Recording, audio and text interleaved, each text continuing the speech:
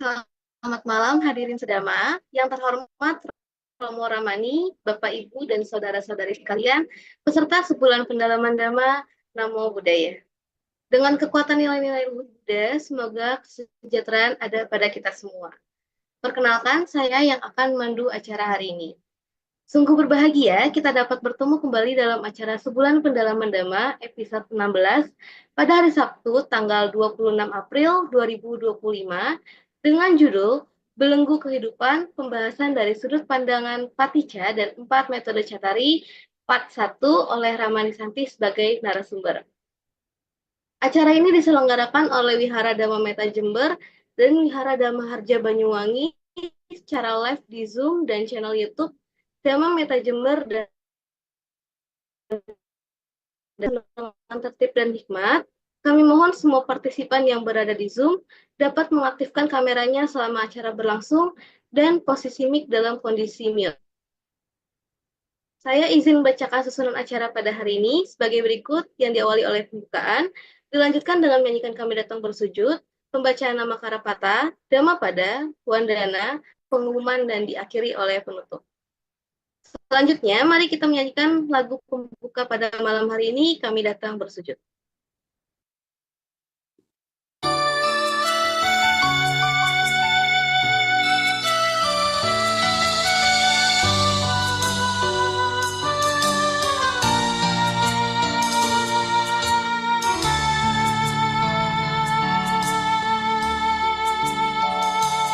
Duhai junjungan kami, Sang Buddha nan terpuji,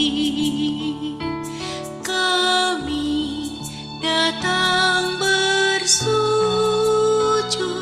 padamu untuk berbakti.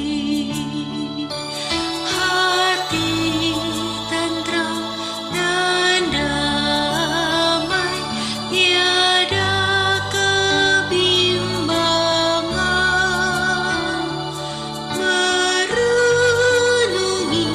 namamu yang agung dan mulia, menghayati dhammamu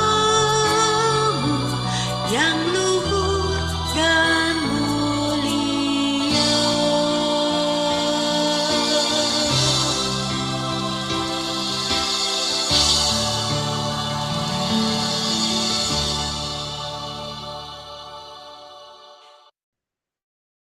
Selanjutnya, dilanjutkan oleh Baca Ramani, kami persilakan. Terus nanti yang keberuntungannya itu Ya, mari kita bersikap anjali untuk menghormat Guru Atma. Saya akan memimpin. Arahang Samma Sambuddho Bhagawa Buddhang Bhagawantang Abhiwademi. Sang Bhagawa yang Maha Suci, yang telah mencapai penerangan sempurna, aku bersujud di hadapan Sang Buddha, Sang Bhagawa. Swakato Bhagavata Dhammo Dhammang Namasami. Dhamma telah sempurna dibabarkan oleh Sang Bhagawa. Aku bersujud di hadapan Dhamma. Supatipanno Bhagavato Sawaka Sanggo Sanggang Namami. Sangga siswa Sang Bhagawa telah bertindak sempurna. Aku bersujud di hadapan Sangga. Handamayang Buddhasa Bhagavato Ubbabaganamakkarang karo makse. Namo tassa bhagavato arahato samma sambuddhassa. Namo tassa bhagavato arahato sama sambuddhassa. Namo tassa bhagavato arahato sama sambuddhassa. Handamayang tisarana gamana patang bana makse. Buddhang saranang gacchami. Dhammang saranang gacchami. Sanghang saranang gacchami. Dutiyampi buddhang saranang gacchami. Dutiyampi dhammang saranang gacchami. Dutiyampi sanghang saranang gacchami. Tatiyampi buddhang saranang gacchami. Tatiyampi dhammang saranang gacchami. Tatiyampi sanghang saranang gacchami. Handamayang pancasika pada patang bana makse. Panatipata weramani sikkapadang samadhiyami. Adinnadana weramani sikkapadang samadhiyami. Kame sumiccacara weramani sikkapadang samadhiyami. Musawada weramani sikkapadang samadhiyami. Surameraya majjapamadattana weramani sikkapadang samadhiyami. Selanjutnya pembacaan Dhammapada yang akan dibacakan oleh Pak Gunawan. Silakan Pak Gunawan. Bacaan Kitab Suci Dhammapada Tanha Wagga bab 24 syair 347.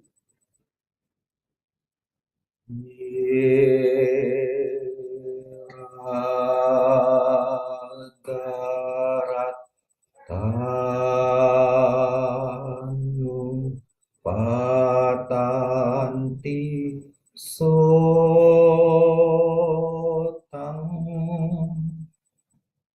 sayang katang makat tako ya jalang etang vicetona wajanti dira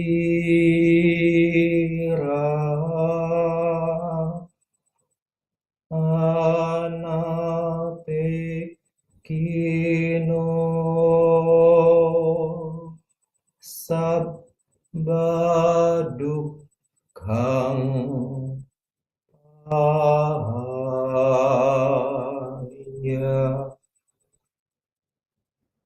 Mereka yang bergembira dengan nafsu indria akan jatuh ke dalam arus kehidupan, seperti laba-laba yang jatuh ke dalam jaring yang dibuatnya sendiri.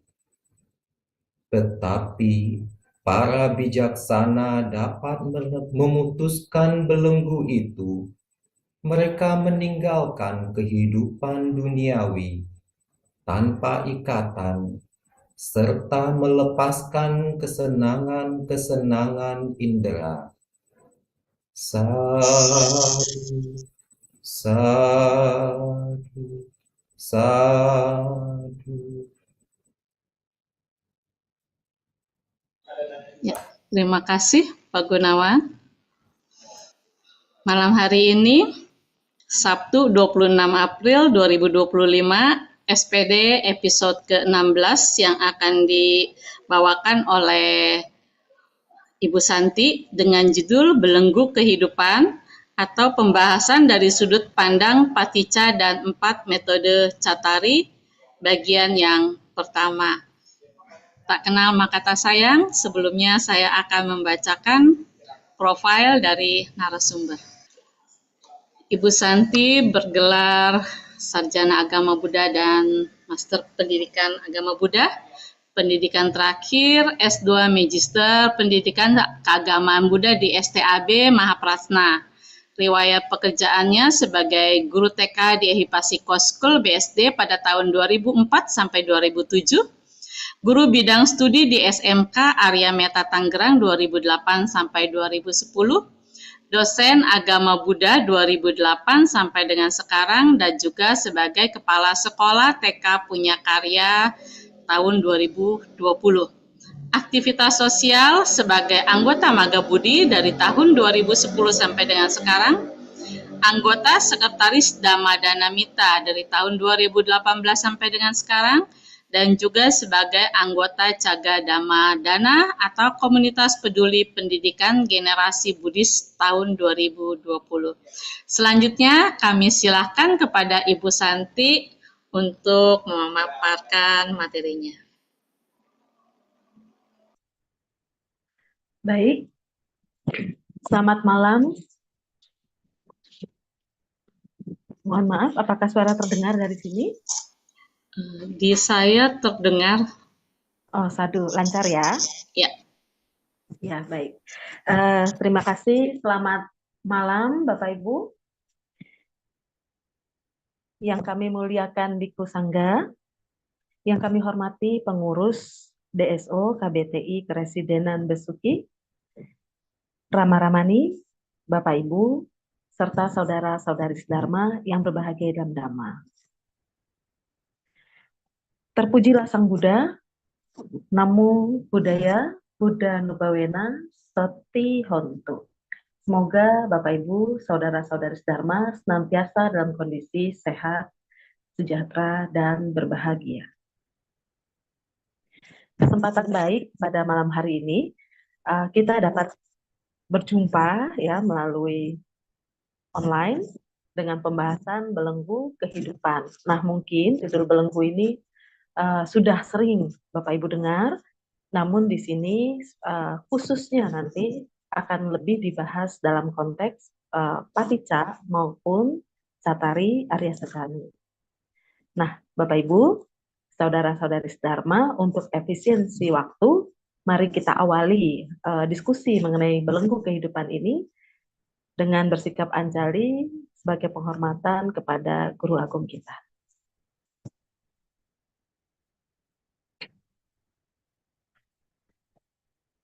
Namo tassa bhagavato arahato samma sambuddhassa.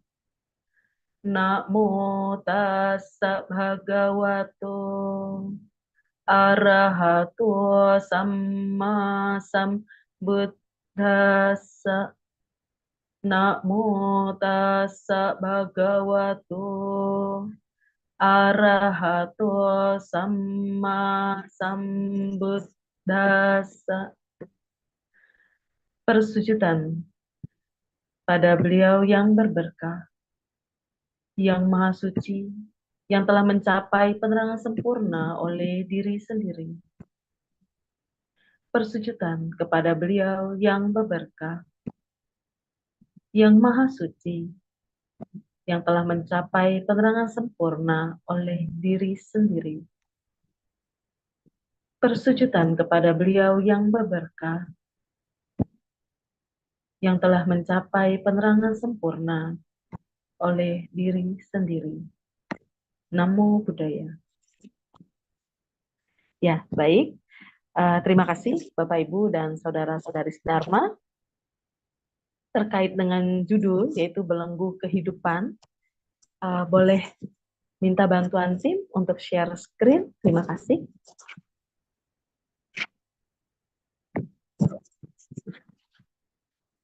Ya, boleh di next. Nah, Bapak Ibu, seperti Bapak Ibu lihat di layar, karena judulnya adalah belenggu kehidupan. Yang pertama terkait kehidupan terlebih dahulu, ya. Kalau kita lihat berdasarkan gambar yang ada di layar, berbicara kehidupan, umumnya, secara umum ya, dikenal sebagai makhluk hidup. Nah, kalau dalam ilmu pengetahuan umum, makhluk hidup yang dimaksud ada 3, yaitu manusia, binatang, maupun tumbuhan atau tanaman. Tapi ketika dalam konteks pembahasan Dhamma, yang kita maksud dengan makhluk hidup atau kehidupan adalah gugusan dari perpaduan batin dan jasmani. Nah, kalau kita bahas secara batin dan jasmani, maka pada gambar ini hanya ada 2 poin, ya, yaitu manusia dan binatang. Oke, kemudian untuk tanaman tidak tergolong sebagai makhluk hidup, ya. Ini secara Dhamma. Kita lanjutkan. Nah, Bapak Ibu, kalau tadi adalah istilah kehidupan, sekarang adalah istilah belenggu. Kalau dibilang belenggu berarti yang mengikat, ya, atau yang memenjarakan. Nah, istilah adalah terikat, ya, diikat atau terikat berarti kita tidak bebas bergerak seperti itu. Nah, secara Dhamma di dalam Paticca Samuppada juga ada istilah nidana, ya, atau 12 rantai.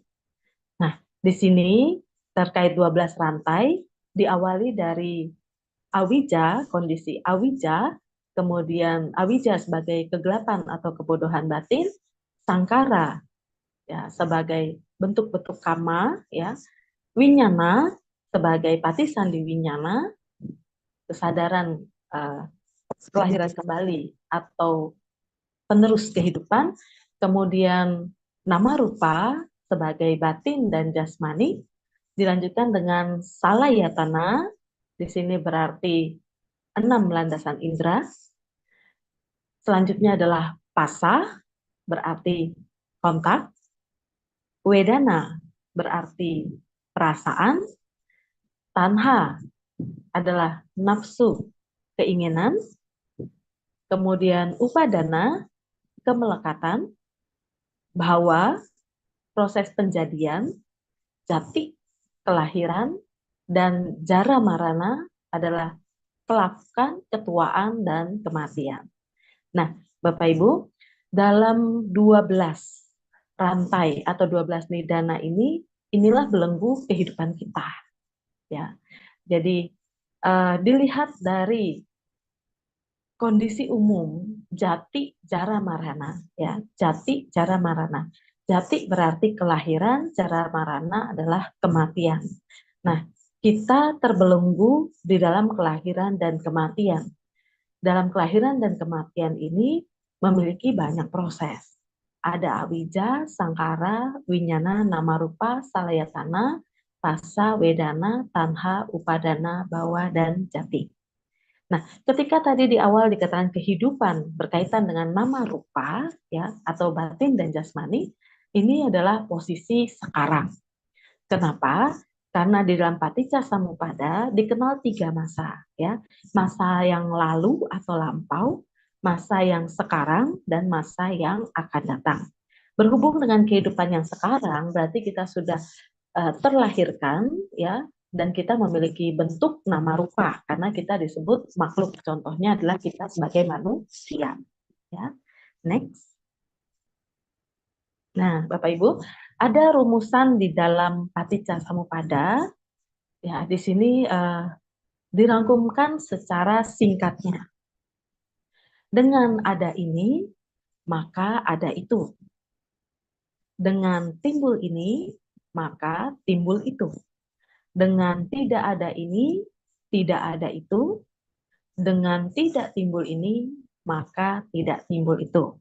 Nah, berdasarkan rantai dari paticca samuppada, berarti dengan adanya awija, maka ada sangkara, seperti itu. Atau dengan timbulnya awija, maka timbullah sangkara. Dengan adanya sangkara, maka timbullah winyana. Ya, begitupun dengan sebaliknya. Dengan tidak ada awija, maka tidak ada sangkara. Dengan tidak ada sangkara, maka tidak ada winyana, ya. Atau dengan tidak timbul sangkara, maka tidak timbul winyana, ya. Nah, ini adalah bunyi rumusan dari hukum paticca samuppada. Kalau kita perhatikan tadi berbicara kehidupan adalah proses antara kelahiran dan kematian, jika kita ditanya nih Bapak Ibu, kelahiran yang terlebih dahulu atau kematian yang terlebih dahulu? Menurut Bapak Ibu bagaimana? Ya, pertanyaan ini seperti menanyakan ayam terlebih dahulu atau telur terlebih dahulu. Ya, ayam dan telur, siapa yang duluan? Nah, begitupun dengan proses kehidupan. Kelahiran dan kematian, siapa yang mendahului? Ya, di sini kita mencoba perumpamaan sederhana. Ada kelahiran, maka ada kematian sehingga timbul kelahiran. Ya, jadi ada kelahiran, karena ada kelahiran, maka ada kematian. Jadi yang lahir pasti mati, seperti itu. Ya, lalu selama seseorang belum mencapai nibbana, maka karena ada kematian, akan timbul kelahiran yang baru. Bapak Ibu bisa dilihat ya, di dalam rantai nidana 12 rantai, karena kelahiran dan kematian ini saling mempengaruhi ya, kondisi yang saling bergantung, maka bagi kita itu sulit untuk menentukan di mana kelahiran yang awal atau di mana kematian yang terakhir, ya. Jadi kelahiran dan kematian yang berulang-ulang kali itu sudah sulit untuk ditemukan kondisi awalnya. Yang pasti antara kelahiran dan kematian adalah kondisi yang saling bergantungan dan saling mempengaruhi, ya. Dan mengalami siklus dua arah, bukan satu arah, ya. Jadi dengan kematian, dengan kelahiran ada kematian, karena ada kematian ada kelahiran. Demikian Bapak Ibu. Nah, kita akan lihat pada layar berikut ini. Tadi sudah dikenalkan 12 nidana, ya, ini secara gambarannya. Nah, Bapak Ibu, jadi awija itu disebut dengan kegelapan atau kebodohan batin. Untuk mempermudah mengingat, kita gambarkan seperti orang buta, ya. Orang buta yang memegang tongkat.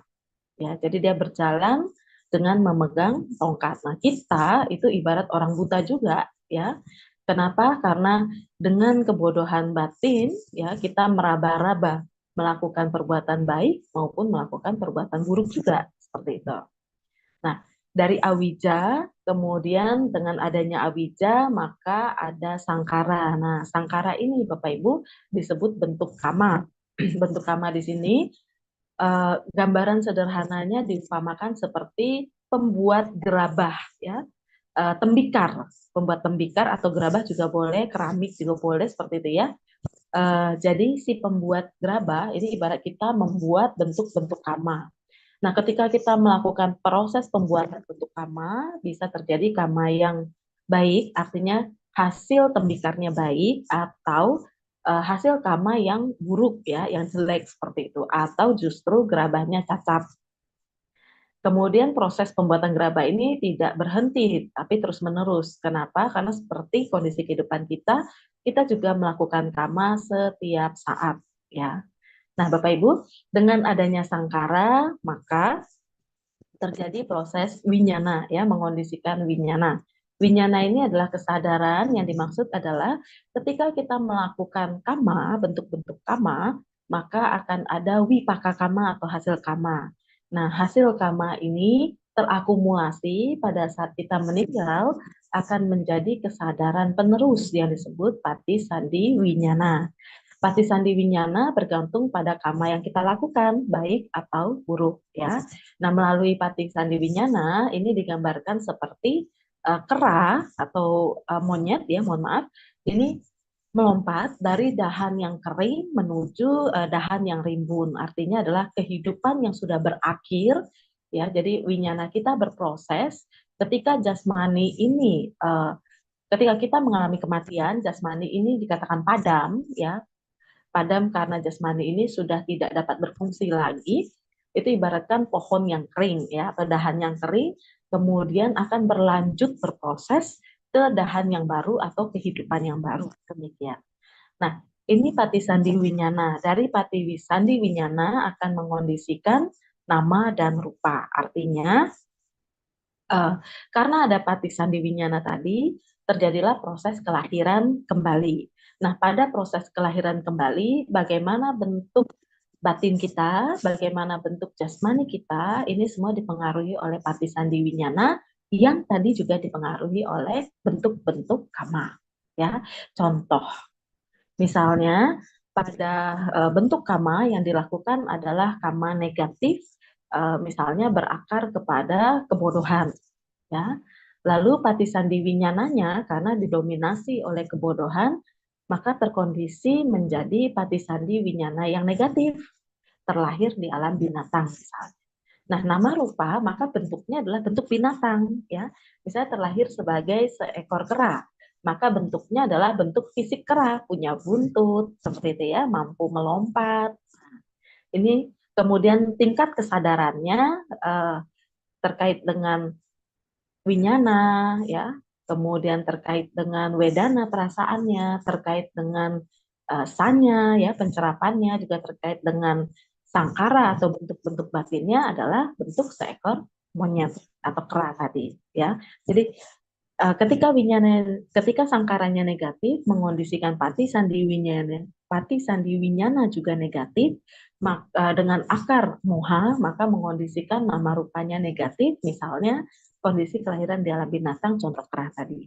Memiliki jasmani binatang juga memiliki batin binatang gitu ya. Kita lanjutkan. Dari nama rupa ya, dari bentuk tadi, maka akan terkondisi salayatana. Salayatana berhubungan dengan 6 landasan indera. 6 landasan indera ini biasa secara umum yang dikenal adalah panca indera ya. Panca indera itu adalah dari sisi rupa ya. Dari sisi rupa ada panca indera berhubungan dengan landasan mata, landasan telinga, landasan hidung, landasan lidah, dan landasan kulit atau jasmani kita. Nah, Bapak Ibu, lalu karena ada 6 akan ditambah 1 lagi, yaitu kesadaran atau pikiran ya. Jadi landasan berpikir. Nah, Bapak Ibu, jadi ini disebut salayatana. Jadi apapun proses yang terjadi pada landasan mata, telinga, hidung, lidah maupun kulit, semuanya juga akan melalui pintu atau landasan pikiran ya. Makanya ada 6 salayatana. Oke. Dan salayatana ini juga sering diumpamakan seperti satu pintu dengan 5 jendela. Satu pintu adalah pintu pikirannya dan 5 jendela adalah dari landasan mata sampai landasan kulit ya. Jadi ada 5 panca indera begitu. Nah, selanjutnya adalah pasa, Bapak Ibu. Pasa dengan adanya 6 landasan indera maka akan terjadi kontak, mengondisikan kontak atau pasa ya. Pasa yang dimaksud kontak di sini adalah kondisi atau proses menyentuh. Menyentuh bukan berarti harus tangan ya, fisik tangan kulit menyentuh suatu objek benda. Tapi di sini termasuk misalnya mata kita melihat suatu bentuk, ini juga disebut pasa ya. Jadi berdasarkan salayatana ada 6 pasa ya.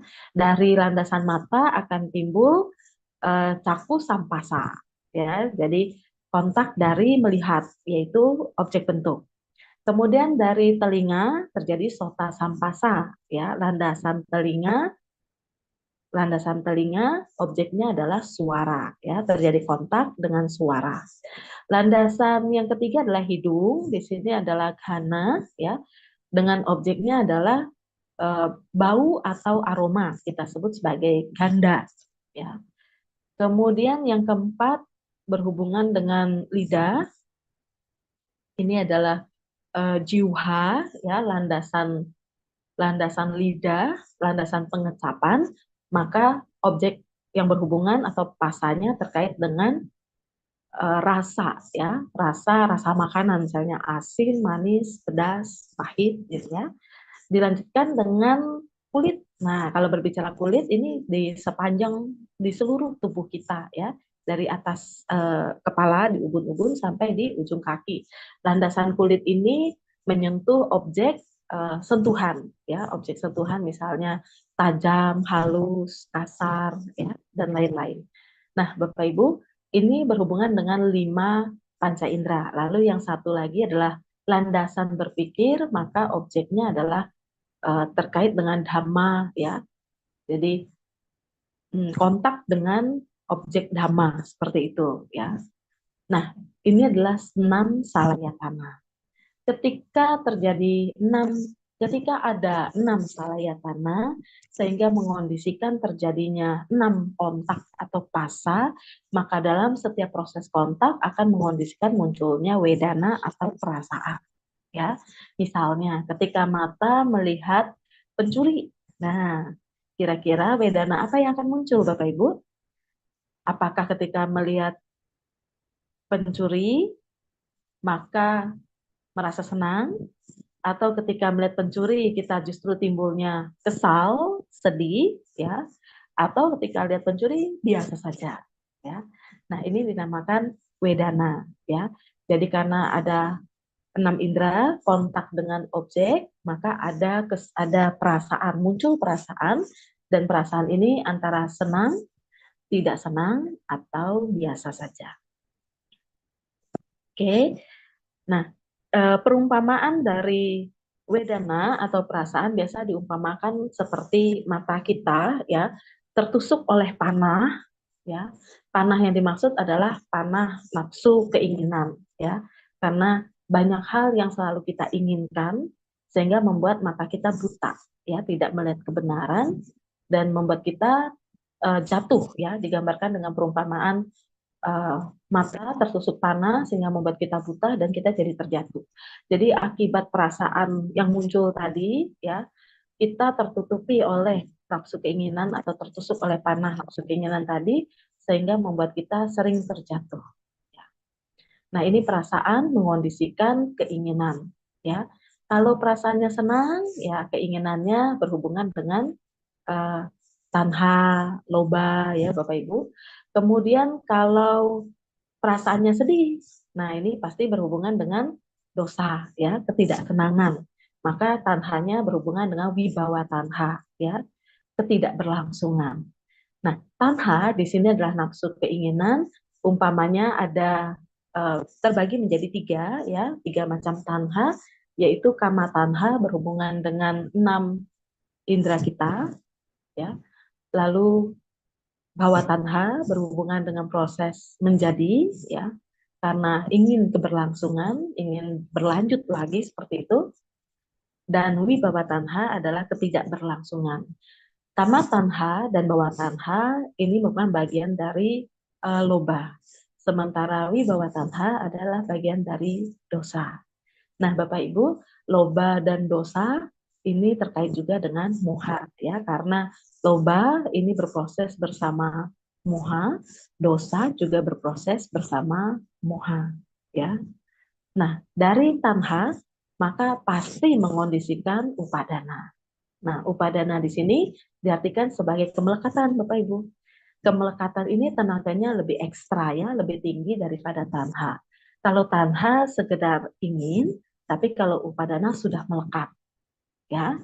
Nah, berbicara dengan upadana di sini dengan kekuatan yang tinggi, upadana memberikan dampak penderitaan yang lebih besar pada kita. Sehingga sering Bapak Ibu mungkin mendengar semakin melekat semakin menderita, ya. Penderitaan kita bersumber dari nafsu keinginan tanha, kemudian terjadi proses kemelekatan. Jadi keinginan yang disertai dengan kemelekatan inilah yang menjadi dukkha bagi kita atau penderitaan. Kemudian dari upadana atau kemelekatan terjadi proses bhava. Bhava diartikan sebagai penjelmaan atau penjadian, di sini diumpamakan seperti ibu hamil, ya. Jadi siap untuk dilahirkan. Lalu dari bhava mengondisikan jati. Nah, jati ini adalah gambaran orang melahirkan. Kenapa? Karena jati diartikan sebagai kelahiran, ya. Dengan adanya bhava terproses jati. Kalau sudah lahir, pasti endingnya adalah kematian. Kenapa? Semua yang lahir pasti mati. Apakah itu umat awam, apakah itu golongan makhluk suci, ya, apakah juga itu golongan hewan, ya, atau makhluk peta, semua yang lahir pasti mengalami kematian. Sehingga dikatakan dengan adanya jati akan mengondisikan jara marana. Nah, dari jati ke jara marana, Bapak Ibu, kita tidak melewatkan proses, ya. Ada proses di dalamnya. Proses apa? Yaitu keberlangsungan. Proses keberlangsungan seperti kelapukan, ya, dan ketuaan. Jadi ketika kita dilahirkan, ketika ada kelahiran, terjadi proses, dan pada proses ada kondisi kelapukan, juga ada kondisi sakit, ya. Dan dari kondisi sakit dan kelapukan, endingnya adalah kematian. Nah, ini dikenal dengan cara marana. Nah, Bapak Ibu, inilah 12 rangkaian nidana atau 12 nidana dari Paticca Samuppada. Sekarang kita akan lihat proses kehidupan. Ketika kita katakan belenggu kehidupan, nah kita sebagai proses kehidupan saat ini, posisi saat ini adalah di nama rupa, ya. Nama rupa ini diibaratkan dengan pria dan wanita dalam satu perahu, ya. Bapak Ibu bisa lihat di sini ada gambaran pria dan wanita dalam satu perahu. Kenapa? Karena nama dan rupa ini tidak berdiri masing-masing, Bapak Ibu, tapi saling mengondisikan, ya. Nama mengondisikan rupa, rupa juga mengondisikan nama. Jadi mereka saling bergantung. Nah, ketika ada nama rupa, maka proses saat ini, ya, berbicara proses saat ini, kita akan cek nama rupa ini kondisi terdekatnya adalah winyana. Jadi saat ini secara Paticca Samuppada, kalau kita katakan belenggu kehidupan, belenggu kita dimulai dari winyana, kesadaran kita, kesadaran sebagai belenggu. Ya, contoh kesadaran kita, Bapak Ibu. Kesadaran kita, kesadaran yang negatif, ya, trauma tertentu, nah itu menjadi belenggu, jadi penyesalan, kan begitu. Kesadaran yang positif, misalnya, kesadaran yang kita senangi, itu juga bisa jadi belenggu. Kenapa? Karena melekati, ya. Nah, ini namanya winyana sebagai pengondisi terdekat, ya. Dan karena adanya patisandi winyana, kita terlahir dalam bentuk sekarang ini. Ya, karena dulu patisandi winyananya masih ada patisandi winyana yang positif, kita sekarang terlahir sebagai manusia. Ya, bentuk nama rupa kita adalah manusia. Itu satu hal positif, Bapak Ibu. Kita punya jasmani manusia dan kita punya batin manusia. Ya. Nah, di sini ketika berbicara winyana dan nama rupa, maka proses kehidupan saat ini juga tidak lepas dari belenggu salayatana. Kenapa? Karena dengan kita memiliki nama dan rupa, batin dan jasmani, ya kita cek ke dalam diri kita, Bapak Ibu, dilihat secara rupa, kita punya mata, telinga, hidung, lidah, kulit, ya. Dan satu lagi secara nama atau batin adalah pikiran. Ya. Pikiran ini tidak berdiri sendiri ya, Bapak Ibu, tapi ada faktor-faktor terdekatnya seperti perasaan, memori pencerapan, dan juga bentuk-bentuk batinnya. Jadi dari nama rupa sampai ke salayatana, ya, bentuk-bentuk batin tadi ada pasan, kontak, terjadi kontak, ya, terjadi juga perasaan, ya, pasa dan wedana ini adalah bentuk batin. Nah, kalau Bapak Ibu lihat, jadi belenggu kehidupan kita saat ini, posisi saat ini, kehidupan di momen saat ini adalah winyana, nama rupa, salayatana, pasa, dan wedana. Ya, sekali lagi, kondisi kita saat ini, belenggu kehidupan kita pada saat ini adalah winyana, nama rupa, salayatana, pasa, dan wedana. Nah, lalu Bapak Ibu, apakah yang menyebabkan kita memiliki belenggu saat ini?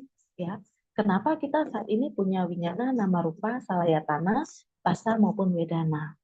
Karena yang lampaunya Bapak Ibu, ya, lampaunya ada siapa? Nah, lampau yang terdekat adalah awija dan tanha. Jadi dua akar, ya. Karena dulu memiliki awija, ada sangkara. Ya, karena ada tanha, ada upadana dan bawah, seperti itu. Jadi ada 5 pasangan di sini, ya, awija sangkara, tanha, upadana dan bawah. Nah, itu adalah proses lampau sehingga mengondisikan sekarang belenggu kita adalah winyana, nama rupa, salayatana, pasa dan wedana. Kita lanjutkan, next slide.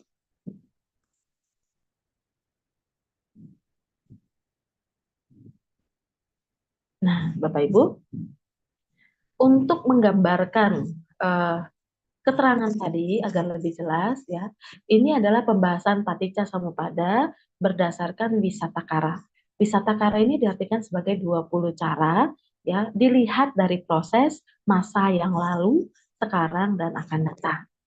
Nah, sebab yang lampau, ya, berarti lalu sebelum kita ada saat ini adalah awija sangkara, tanha, upadana, bawa. Tadi sudah disebutkan Bapak Ibu, ya. Jadi dengan adanya kebodohan, awija, kita melakukan bentuk kama.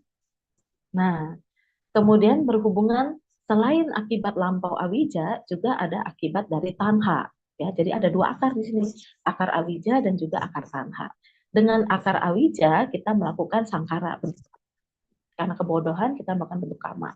Lalu pada akar tanha, ya, di sini dari tanha akan langsung upadana, dari upadana mengondisikan bawah. Nah, karena ada akar lampau atau sebab lampau itu, terjadilah hasil yang sekarang. Dari sangkara kita ada proses patisandi winyana, terjadi bentuk nama rupa, ya, 6 landasan indera kita bekerja, terjadi kontak dengan objek, kemudian muncul perasaan.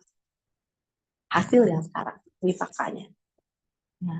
Dari wipaka yang sekarang, kita kemudian melakukan kama baru, sehingga melakukan sebab yang baru lagi. Dan sebab baru ini adalah sebab sekarang. Setelah ada hasil sekarang, kita melakukan sebab yang sekarang. Sebab sekarang bagaimana? Tergantung akarnya lagi. Ya, kita melakukan sesuatu karena kebodohan, sehingga dengan kebodohan akan memunculkan bentuk-bentuk kama. Atau kita melakukan sesuatu karena akar tanha, dari tanha kemudian menjadi upadana, dan kemudian berkembang bawah. Nah, Bapak Ibu, siklus ini tidak pernah putus. Setelah sebab sekarang kita lakukan, kehidupan ini kita lakukan, ya, maka ini akan berproses menjadi sebab untuk hasil yang akan datang. Jadi semua yang kita lakukan saat ini, karena kita hidup, kita akan mengalami kematian. Pada saat kita mengalami kematian, pati sandi winyana kita akan berproses kembali. Ya, maka hasil akan datang dimulai dari winyana. Pati sandi winyana berproses kembali. Ketika pati sandi winyana berproses, kita akan memiliki nama rupa yang baru. Ya, inilah kaitan antara lampau, sekarang, dan juga yang akan datang. Nah, Bapak Ibu, ini dalam konteks paticca samuppada, melihat belenggu kehidupan kita dari paticca samuppada. Lalu, bagaimana dengan Cattari Arya Sacani atau 4 kebenaran mulia? Nah, Bapak Ibu, kita tahu dalam 4 kebenaran mulia, yang pertama adalah kebenaran mulia tentang dukkha. Ya, kebenaran mulia tentang dukkha di sini disebutkan dukkha sebagai kondisi. Kenapa dukkha sebagai kondisi? Karena dukkha yang dimaksudkan dalam dukkha Arya Saca adalah pancakanda itu sendiri. Ya, tapi pancakanda yang ada plusnya, plus upadana. Sehingga kalau dalam parita sering dibacakan pancu padana kanda. Ya, jadi pancakanda dengan kemelekatan terhadap pancakanda. Ini adalah kondisinya. Nah, kita lihat tadi pada hasil sekarang kita yang saat ini kita punya salayatana, betul ya? Punya 6 landasan indria. Oke, kita juga punya asa, punya wedana, punya winyana. Nah, Bapak Ibu, ini semua adalah istilah ya dari pancakanda. Ya, semua ini adalah bagian dari pancakanda. Karena itu, kondisi sekarang kita sebut dukkha. Kenapa tadi winyana, nama rupa, salayatana, pasa, wedana disebut belenggu? Karena yang namanya terbelenggu itu tidak bebas. Dengan terbelenggu kita merasa menderita. Ya, dan inilah yang dinamakan pancakanda. Jadi ada dukkha, dukkha itu adalah kondisi, realita kita mengalami penderitaan. Kenapa? Karena adanya pancakanda. Nah, lalu yang kedua, ya, dukkha samudaya arya saca, sebab dukkha. Di dalam Catari Arya Sacani dikatakan sebab dukkha adalah tanha. Kenapa? Karena momen sekarang, ya, sebab sekarang. Nah, Bapak Ibu bisa lihat pada tabel wisata kara, sebab yang sekarang adalah tanha. Karena dari tanha terjadi upadana mengondisikan bahwa. Tapi tanha ini sebenarnya tidak berdiri sendiri, Bapak Ibu.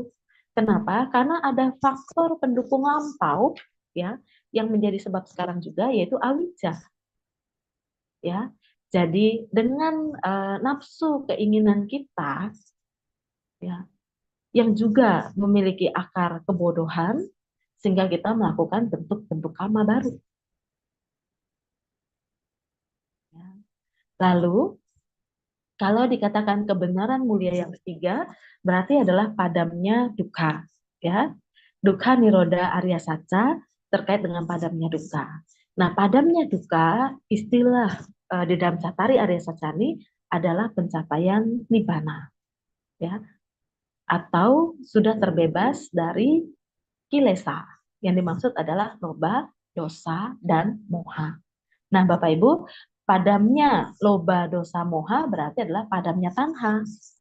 Kalau sebabnya adalah dukkha, maka untuk menghentikan penderitaan tadi atau untuk terbebas dari belenggu tadi, maka kita harus mengikis, ya, atau meminimalkan tanha, bahkan memadamkan tanha.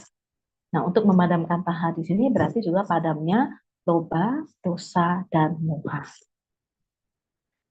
Nah, tanha ya ada 3, Bapak Ibu. Ada kama tanha, bawa tanha, dan wibawa tanha. Kama tanha dan bawa tanha ini adalah loba. Wibawa tanha adalah dosa. Ya, di dalam kama tanha, bawa tanha ada moha. Ya, jadi dengan memadamkan sebabnya, ya, sebab dukkha yaitu tanha, maka kita dapat terbebas dari belenggu penderitaan. Salah satu cara mengakhiri kelahiran lagi adalah dengan memadamkan loba, dosa, dan moha, atau memadamkan tanha. Nah, karena itu Bapak Ibu dikatakan ketika seseorang sudah mencapai nibbana, misalnya para arahata, maka tidak akan ada kelahiran kembali. Kenapa? Karena sudah padamnya loba, dosa, dan moha. Api loba, dosa, moha sudah padam dan sudah tidak memiliki kondisi untuk muncul kembali. Sehingga tidak akan ada kelahiran kembali. Nah, di dalam Catari Arya Sacani ada yang keempat, yaitu dukkha niroda gamini patipada Arya Saca, yaitu jalan menuju panjangnya dukkha. Secara umum digambarkan dengan jalan mulia berunsur 8 atau disebut dengan Eka Yanamago. Nah, Eka Yanamago ini sebenarnya berhubungan dengan samaditi sama sankappa. Ya, ini adalah bagian dari panya. Kemudian sama waca, sama kamanta, dan sama ajiwa. Ini adalah bagian dari sila. Juga ada sama wayama, sama sati, dan sama samadhi adalah bagian dari samadhi. ya. Jadi untuk bisa memadamkan dukkha atau mengondisikan padamnya loba, dosa dan moha, kita perlu melakukan 3 latihan, yaitu sila, samadhi, dan panya. Praktik kemoralan, praktik konsentrasi samadhi, juga praktik untuk meningkatkan kebijaksanaan. Ya, kita lanjutkan Bapak Ibu. Boleh dibantu next slide. Nah, Bapak Ibu, ini yang kita gambarkan tadi ya. Jadi belenggu kehidupan kita saat ini karena kita dilahirkan ya dari posisi lahir ya Bapak Ibu. Lahir berproses misalnya mengalami sakit ya, gambar bagian atas dari lahir sakit, kemudian kalau kita memiliki kehidupan yang panjang mungkin sampai usia tua. Kalau tidak mungkin dari lahir sakit kemudian kematian. Tapi kalau memiliki usia yang panjang berarti sakit, lahir, sakit, kemudian usia tua dan kematian. Ini adalah corak atau laksana kehidupan kita saat ini, ya. Dan corak ini kenapa ada corak seperti ini? Kenapa menjadi belenggu buat kita? Kelahiran, kematian menjadi belenggu karena adanya kondisi awija, ya, kebodohan yang membuat kita melakukan bentuk kama. Bentuk kama di sini berakar pada 3 hal. Ya, sebagai bagian dari kilesa, yaitu loba, dosa, dan moha. Ya. Lalu dalam kehidupan sekarang, karena adanya kondisi sangkara, ya, kita terkondisi lahir kembali dengan kesadaran penerus, pati sandi winyana. Sehingga kita memiliki nama rupa yang seperti sekarang ini. Dengan nama rupa kita yang sekarang, kita memiliki 6 landasan indera, mulai dari mata, telinga, hidung, lidah, kulit, sampai kepada mano atau pikiran, landasan pikiran. Dan kemudian terjadi kontak atau pasa dengan objeknya masing-masing, dengan 6 objek, lalu setiap kontak muncul perasaan. Ya, perasaan senang, perasaan tidak senang, maupun netral. Nah, perasaan ini apabila tidak disikapi dengan bijaksana, maka akan berkembang kepada tanha. Munculnya nafsu-nafsu keinginan. Ya, baik itu kama tanha karena 6 indera kita, dari melihat ya, kita menyukai dari melihat kemudian muncul perasaan senang ya. Lalu kita menginginkan, nah dari tanha menginginkan muncul kemelekatan. Kalau sudah terjadi kemelekatan upadana, maka akan berproses pada penjadian bhawa. Ya.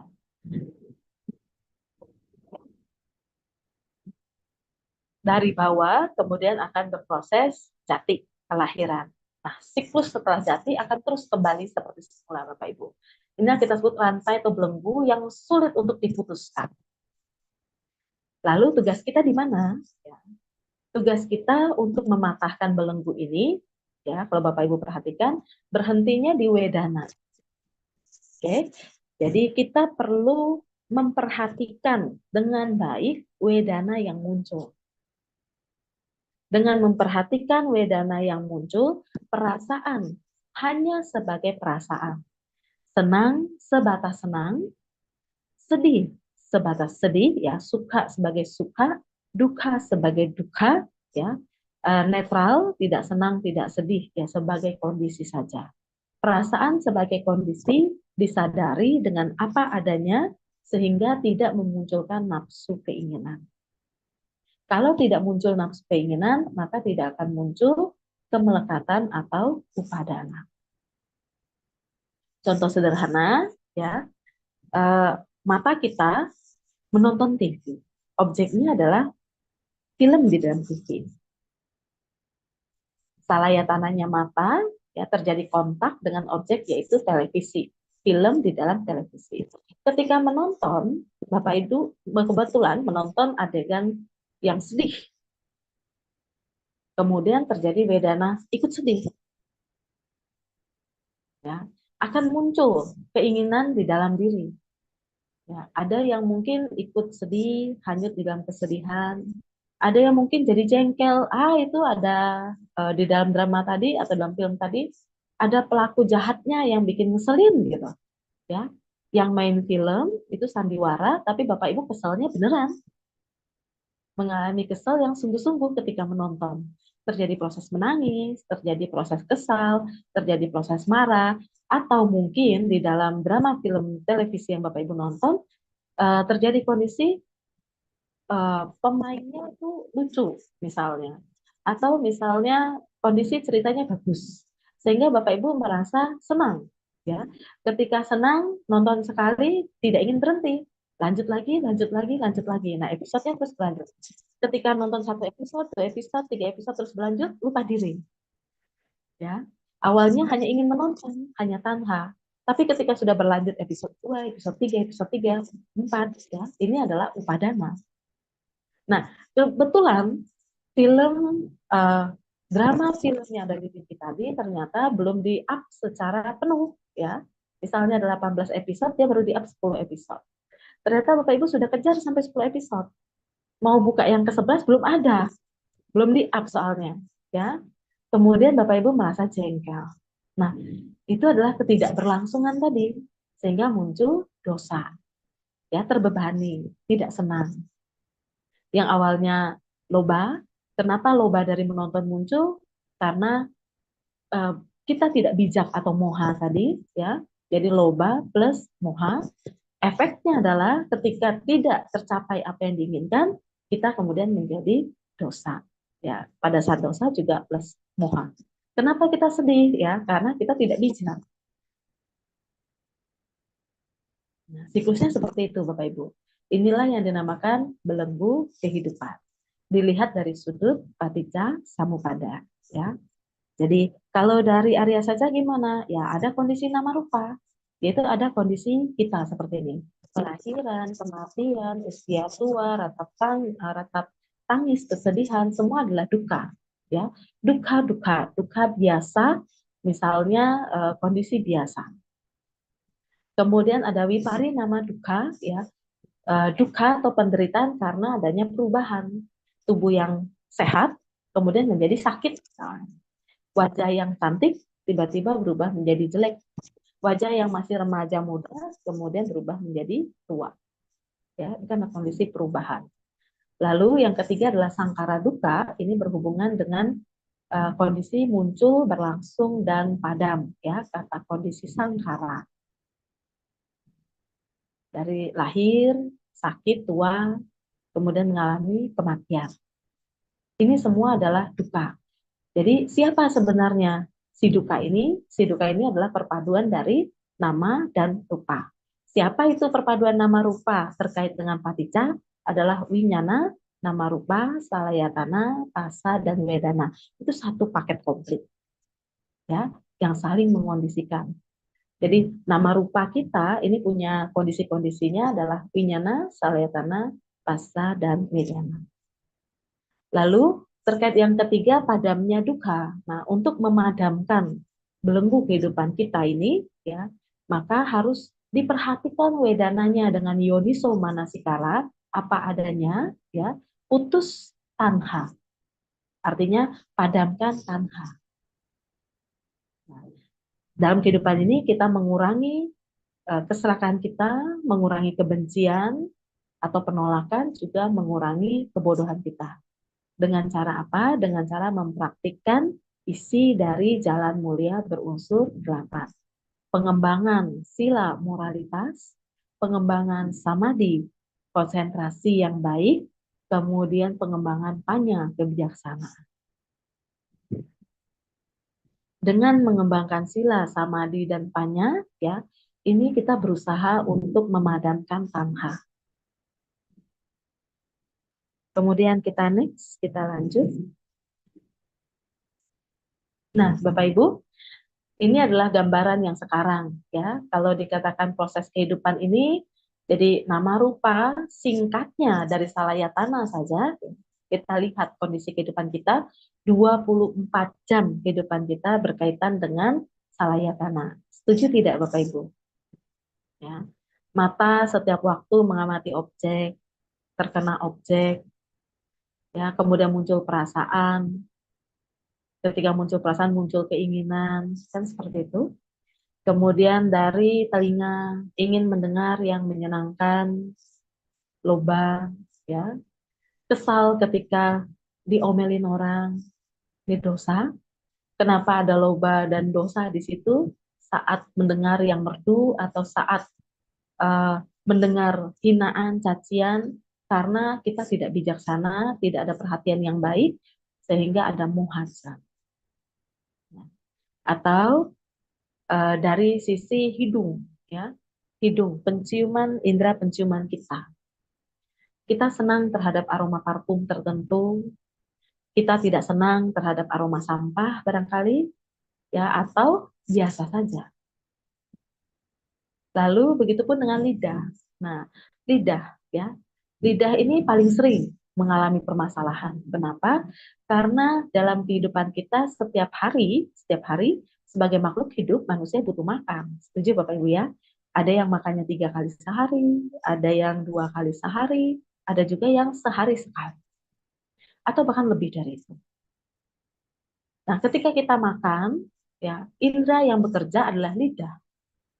Kenapa? Karena lidah mencicipi rasa makanan yang masuk. Ya. Jadi rasa itu sebenarnya sebatas lidah.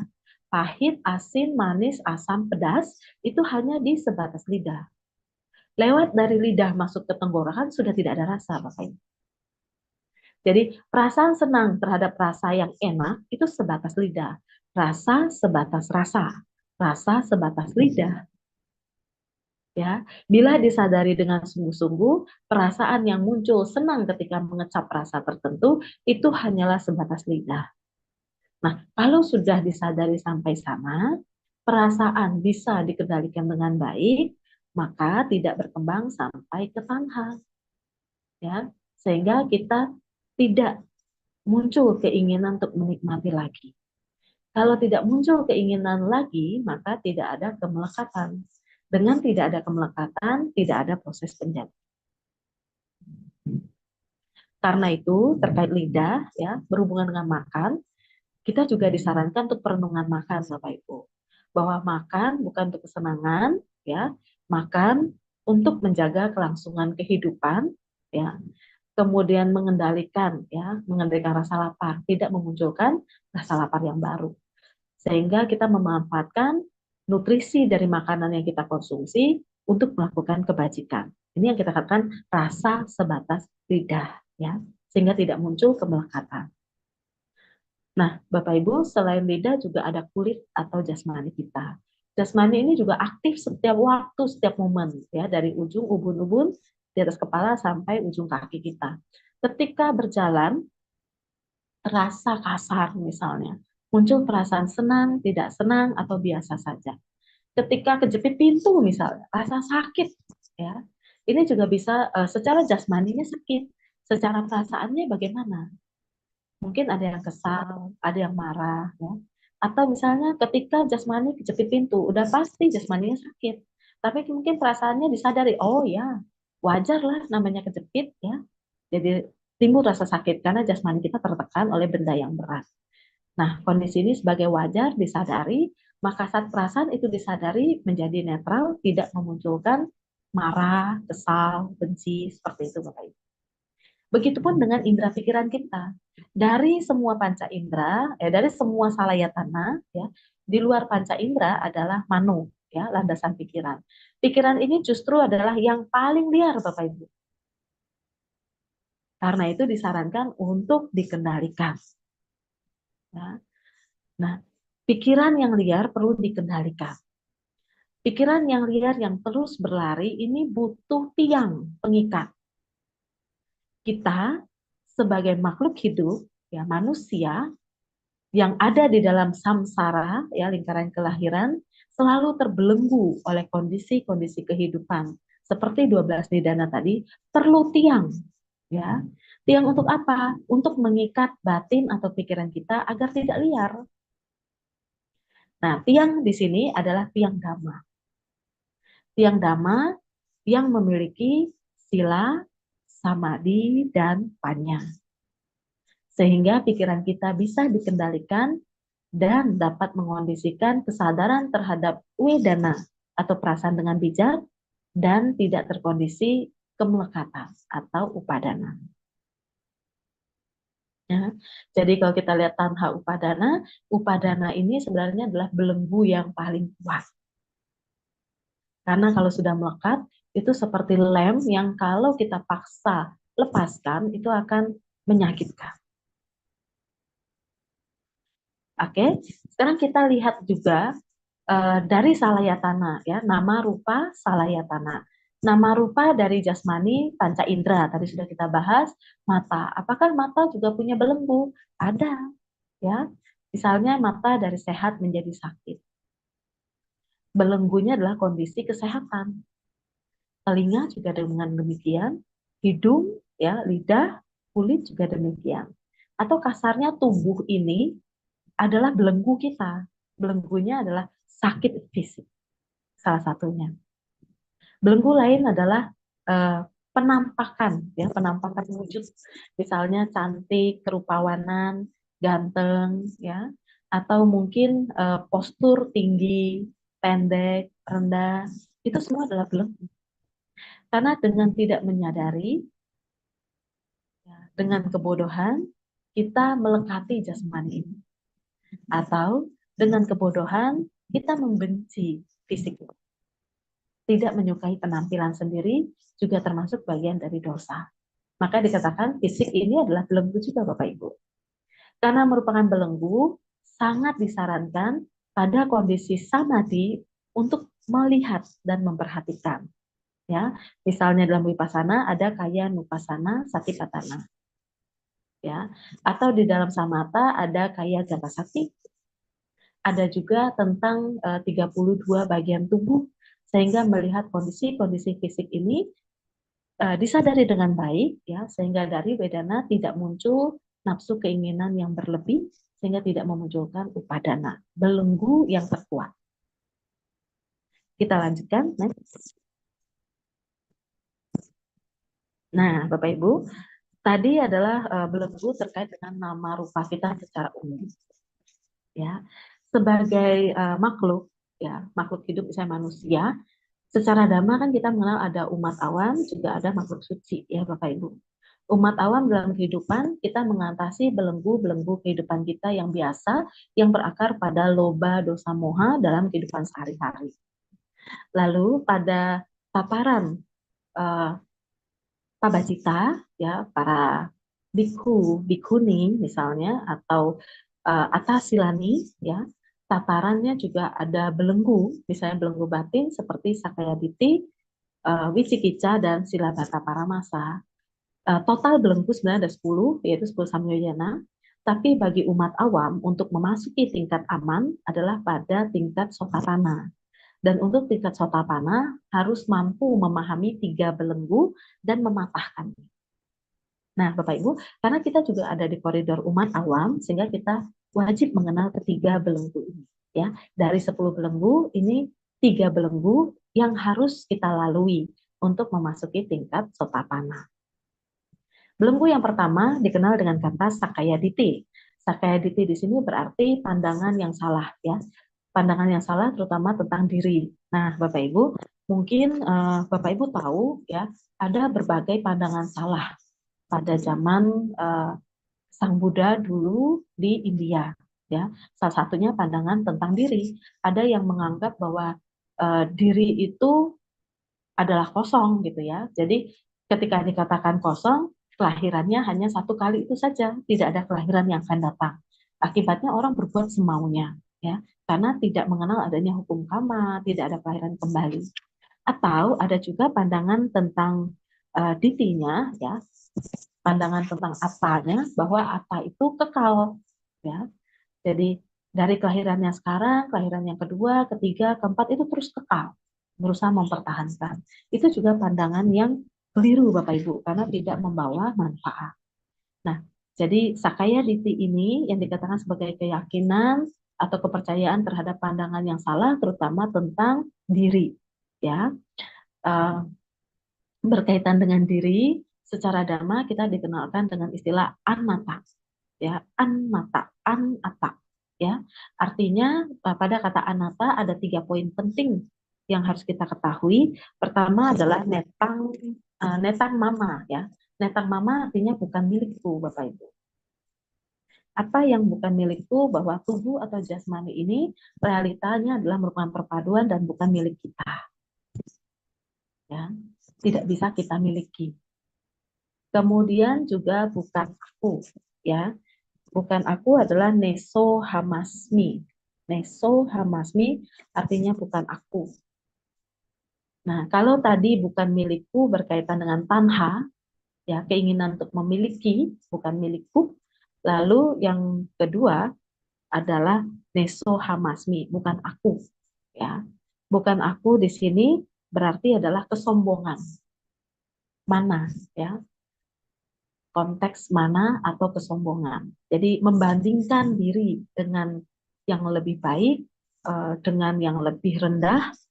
Kalau lebih rendah bukan kesombongan ya, tapi menjadi rendah diri, itu juga tidak bermanfaat. Atau di tengah-tengah ya. Jadi membandingkan atau mana. Neso hamasmi, bukan aku.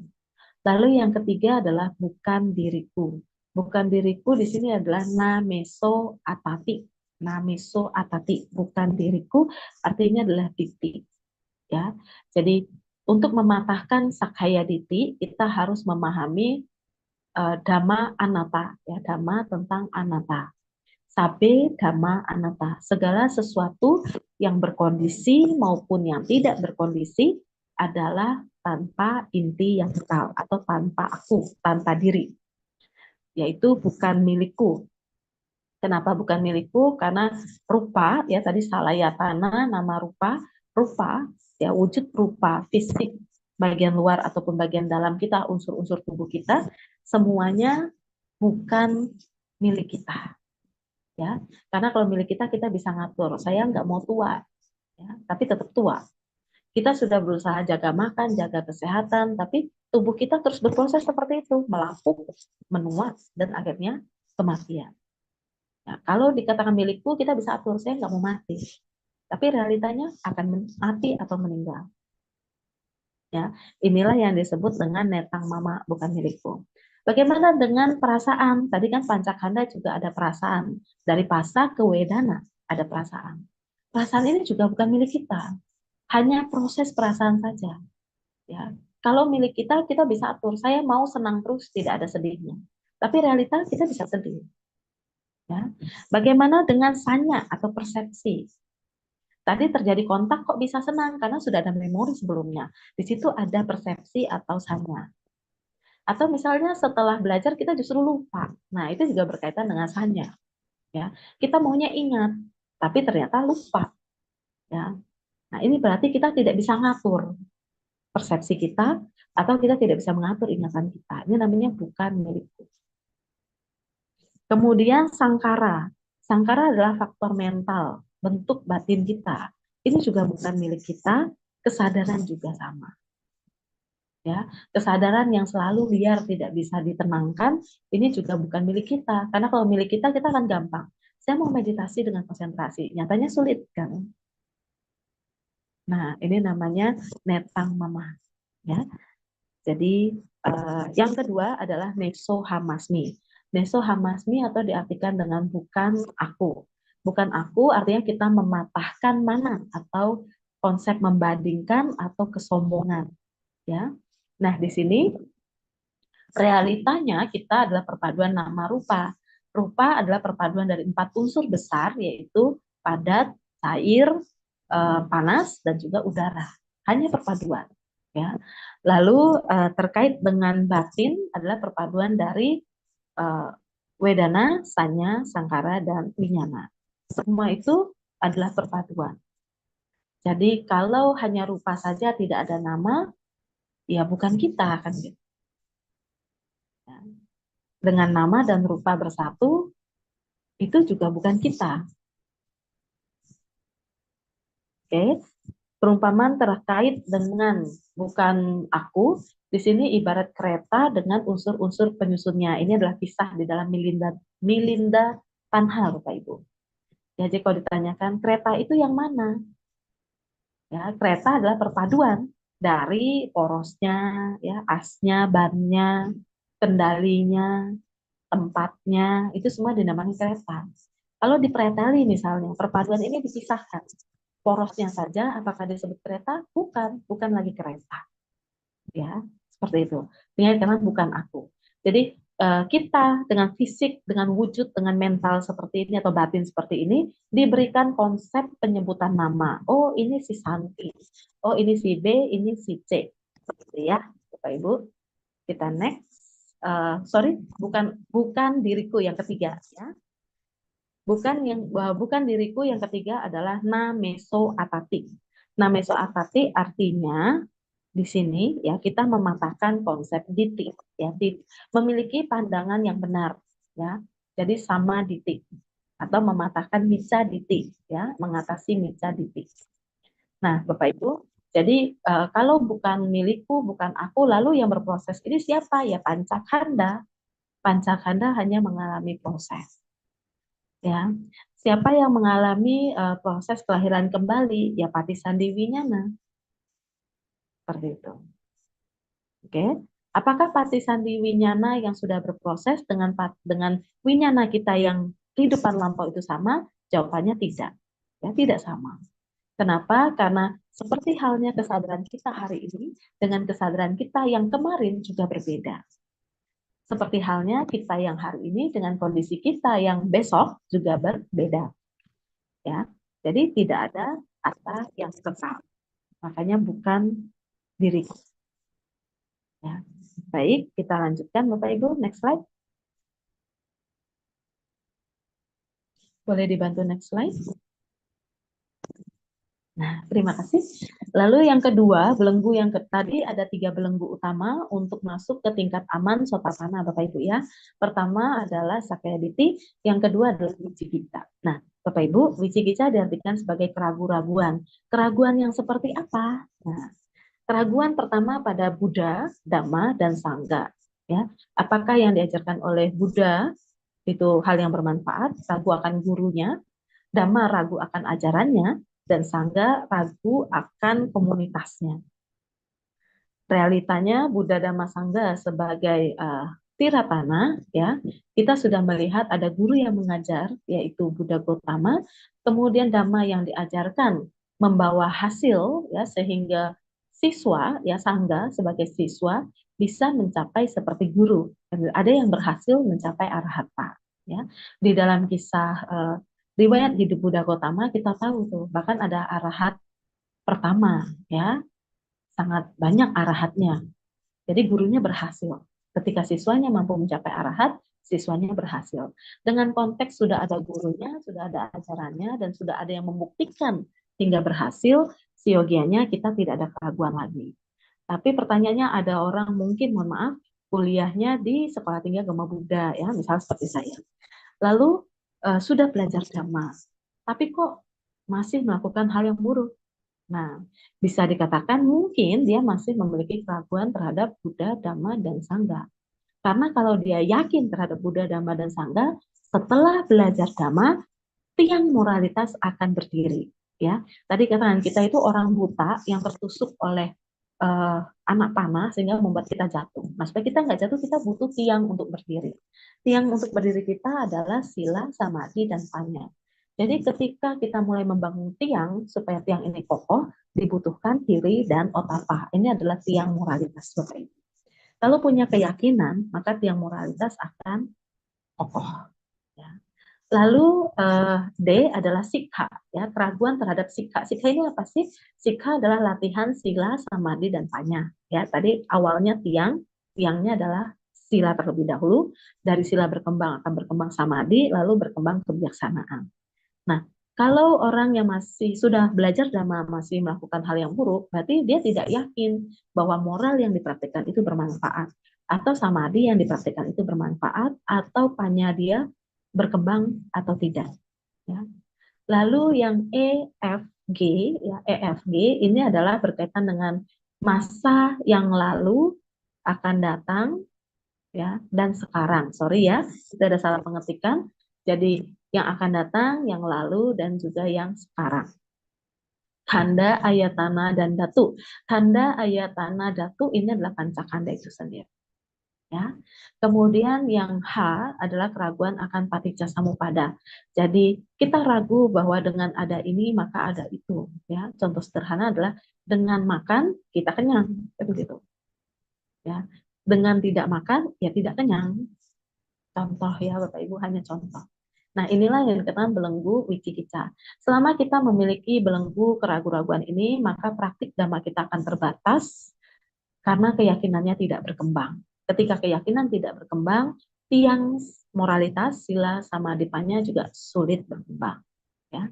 Next slide. Nah, Bapak Ibu, ini adalah yang ketiga, ya. Jadi belenggu ketiga untuk mencapai tingkat aman sota pati atau sota tana. Yang ketiga disebut sila bata paramasa. Ini terdiri dari 3 susunan kata, yaitu sila terkait dengan aturan, bata ini adalah wata, ya. Wata itu seperti kewajiban. Kemudian para masa ini dipengaruhi, ya. Jadi sila bata paramasa ini sebenarnya istilahnya adalah belenggu karena kita itu dipengaruhi oleh aturan atau kewajiban tertentu.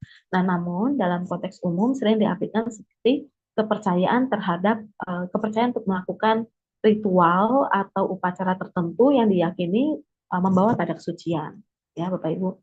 Nah, sebenarnya tidak sebatas itu ya. Kalau kita lihat dari istilah sila sebagai aturan, wata sebagai kewajiban, artinya moral kita, ya moral, aturan atau disiplin dalam kehidupan kita, juga kewajiban atau tugas kita sehari-hari ini juga menjadi belenggu. Ya, belenggu yang dapat memunculkan loba, dosa, dan moha. Ya, contoh, kita memiliki disiplin tertentu atau sila aturan moral tertentu. Kemudian kita melekati moral itu. Nah, ketika kita melekati, ini menjadi belenggu, ya, menjadi rantai yang mengikat. Atau misalnya kewajiban, misalnya kewajiban sebagai seorang ibu merawat anaknya, seperti itu ya. Karena dia harus merawat anaknya, mungkin dia terbelenggu untuk tidak bisa pergi ke wihara atau sulit untuk mendengar dhamma online karena anaknya berisik barangkali ya, dan banyak hal lagi. Seperti itu Bapak Ibu, ya. Sehingga dikatakan sebagai belenggu. Nah, Bapak Ibu, sila bata paramasa yang terikat oleh belenggu karena kemelekatan, jadi upadana, ya, melekat. Nah, ini yang menjadi negatif, Bapak Ibu. Tapi kalau sila bata paramasa ini kita lakukan dan tidak kita lekati, itu tidak problem. Ya, malah mungkin dapat meningkatkan kualitas positif. Contoh, Bapak Ibu, nama kara, ya, nama kara itu bagi umat Buddha mungkin sebagian mengakui kewajiban. Contoh, setiap kali ke wihara, pertama kali yang dilakukan apa? Namaskara, kan gitu ya. Nah, pertanyaannya, orang yang melakukan namaskara ini menganggap itu adalah aturan dan kewajiban yang harus dilakukan ketika dia sampai di wihara.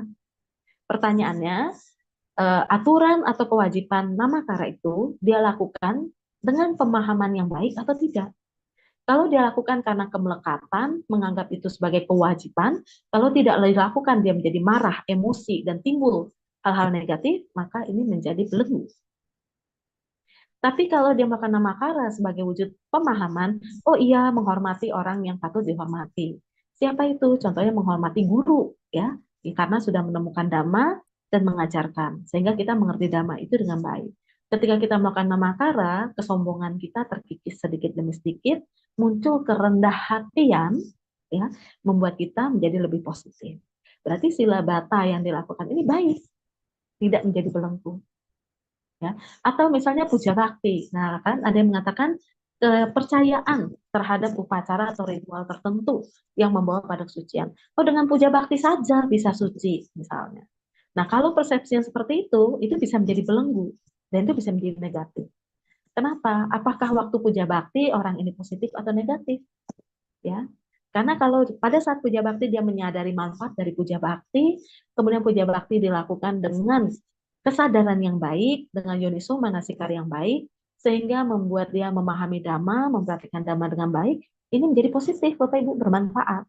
Tapi ketika puja bakti menjadi belenggu, ya, kalau nggak puja bakti dia kesel, marah misalnya, setelah puja bakti dia menjadi sombong, ya, lomba dosa mohan yang meningkat, maka ini menjadi sila bata paramasa yang negatif, jadi terbelenggu.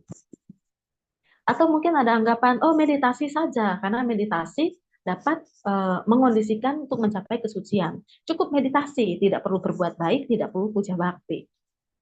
Nah, Bapak Ibu, pemahaman seperti ini juga keliru, ya. Sehingga meditasi ini akan menjadi belenggu nantinya. Ketika kesadarannya terbelenggu oleh pandangan yang keliru, ya, melekat terhadap meditasi, ketika dia melekat pada meditasi, maka meditasinya tidak akan berkembang. Ya. Kalau kita belajar meditasi, belajar untuk berkonsentrasi secara samatha, maupun memperhatikan perubahan secara vipassana, kalau sudah masuk dalam vipassana, maka akan terjadi perubahan. Tidak ada yang tetap, karena tidak ada juga yang kekal. Selalu mengalami perubahan. Kesadaran saat ini berbeda dengan kesadaran 5 menit lalu, berbeda dengan kesadaran yang nanti akan datang muncul. Karena itu, apapun yang dilakukan, selama menjadi kesadaran yang positif, karena disadari dengan baik, dengan yoniso manasikara, dilakukan dengan panya, maka silabata bisa berkembang menjadi positif. Ya, dengan catatan, jangan dilekati. Kalau dilekati, maka akan menjadi belenggu. Ketika terbelenggu oleh aturan atau kewajiban tertentu, kita menjadi lupa melihat apa adanya. Ya, baik, Bapak Ibu. Next slide. Nah, jadi itulah pembahasan kita hari ini terkait dengan belenggu kehidupan dari sudut Paticca maupun dari sudut Cattari Arya Sacani. Semoga bermanfaat bagi Bapak Ibu. Apabila ada diskusi, disilakan. Terima kasih. Sadu, sadu, sadu. Pembahasan yang sangat menarik, Ramani Santi. Oke. Selanjutnya kita akan masuk ke pertanyaan ya, Ramani. Ada beberapa pertanyaan.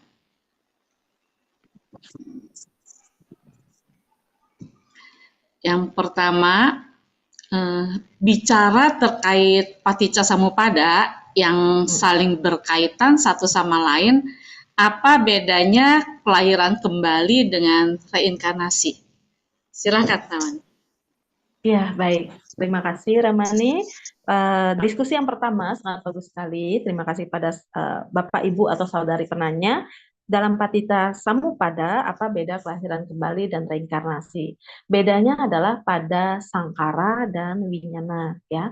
Jadi karena kebodohan batin, awija, kemudian kita melakukan bentuk-bentuk kama baik, kama buruk, ya seperti itu ya, kusala kama, dan dari kusala dan akusala kama ini terjadi akumulasi kama, ya, yang nantinya berproses pada saat meninggal atau cuti terjadi patisandhikita.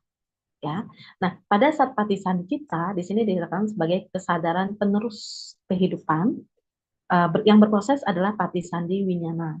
Nah, patisandhi winyana di sini bukan patisandhi winyana yang tetap atau yang sama seperti sebelumnya, ya, karena dia merupakan perpaduan dari sangkara atau bentuk-bentuk kama yang sudah dilakukan, kemudian berproses untuk bentuk jasmani yang baru pada kelahiran yang baru. Ya, jadi singkatnya kita katakan patisandhi winyana, ya pada poin winyana di sini adalah cita dan cetasika yang berproses dengan proses induksi. Ya, kita katakan proses induksi itu seperti contohnya adalah proses kupu-kupu. Bapak Ibu tahu metamorfosis kupu-kupu, ya, dari telur, ya kalau nggak salah ya, telur, ulat, kepompong, kupu-kupu. Nah, awalnya telur, kemudian dia berproses menjadi ulat. Ulat itu adalah individu yang berbeda dengan kupu-kupu. Gitu. Nah, sama dengan kesadaran kita yang sebelumnya itu akan berbeda dengan kesadaran kita yang ketika lahir kembali. Ya, jadi misalnya kesadaran sebelumnya kita lahirnya di Inggris, ya. Kemampuan kesadaran kita adalah berbahasa Inggris. Kemudian setelah meninggal kita terlahir kembalinya di Cina misalnya, di Tiongkok, ya. Ketika kita lahir di Tiongkok, apakah kesadaran kita saat di Tiongkok sama dengan kesadaran kita waktu di Inggris? Pertanyaannya pasti beda kan? Ketika kita lahir dan tumbuh berkembang hingga meninggal di Inggris, kita memiliki kemampuan bahasa Inggris. Lalu ketika kita lahir kembali di Cina, bahasa pertama yang kita pelajari adalah bahasa ibu di sana, yaitu bahasa Mandarin. Kemungkinan kita tidak akan bisa berbahasa Inggris. Ya, Itu yang dikatakan kesadarannya berproses, tidak tetap. Nah, ini dikatakan proses induksi. Jadi terjadi penambahan atau pengurangan seperti itu. Lalu apa bedanya dengan reinkarnasi? Nah, kalau istilah reinkarnasi ya pada paham tertentu atau keyakinan tertentu ini dikatakan proses yang tetap. Ya, proses tetap artinya tidak mengalami perubahan. Nah, pada kepercayaan tentang reinkarnasi ini atau istilah reinkarnasi ini dikatakan proses yang tetap, misalnya kesadaran orang yang lama ya ketika meninggal itu kembali pada kesadaran di tubuh yang baru. Jadi karena tubuh yang baru ini memiliki kesadaran yang tetap. Ya. Nah, sebenarnya istilah reinkarnasi kalau kita di Buddhis lebih tepat kita sebut pati sandi winyana atau kita sebut kelahiran kembali atau kita sebut punarbawa. Kenapa? Karena pasti mengalami proses ya. Salah satu contoh yang terkenal adalah kisah reinkarnasi Dalai Lama yang bernama Osel. Nah, Bapak Ibu sekilas cerita ya, sekilas cerita. Dulu di Tibet itu ada seorang Dalai Lama yang sangat terkenal ya.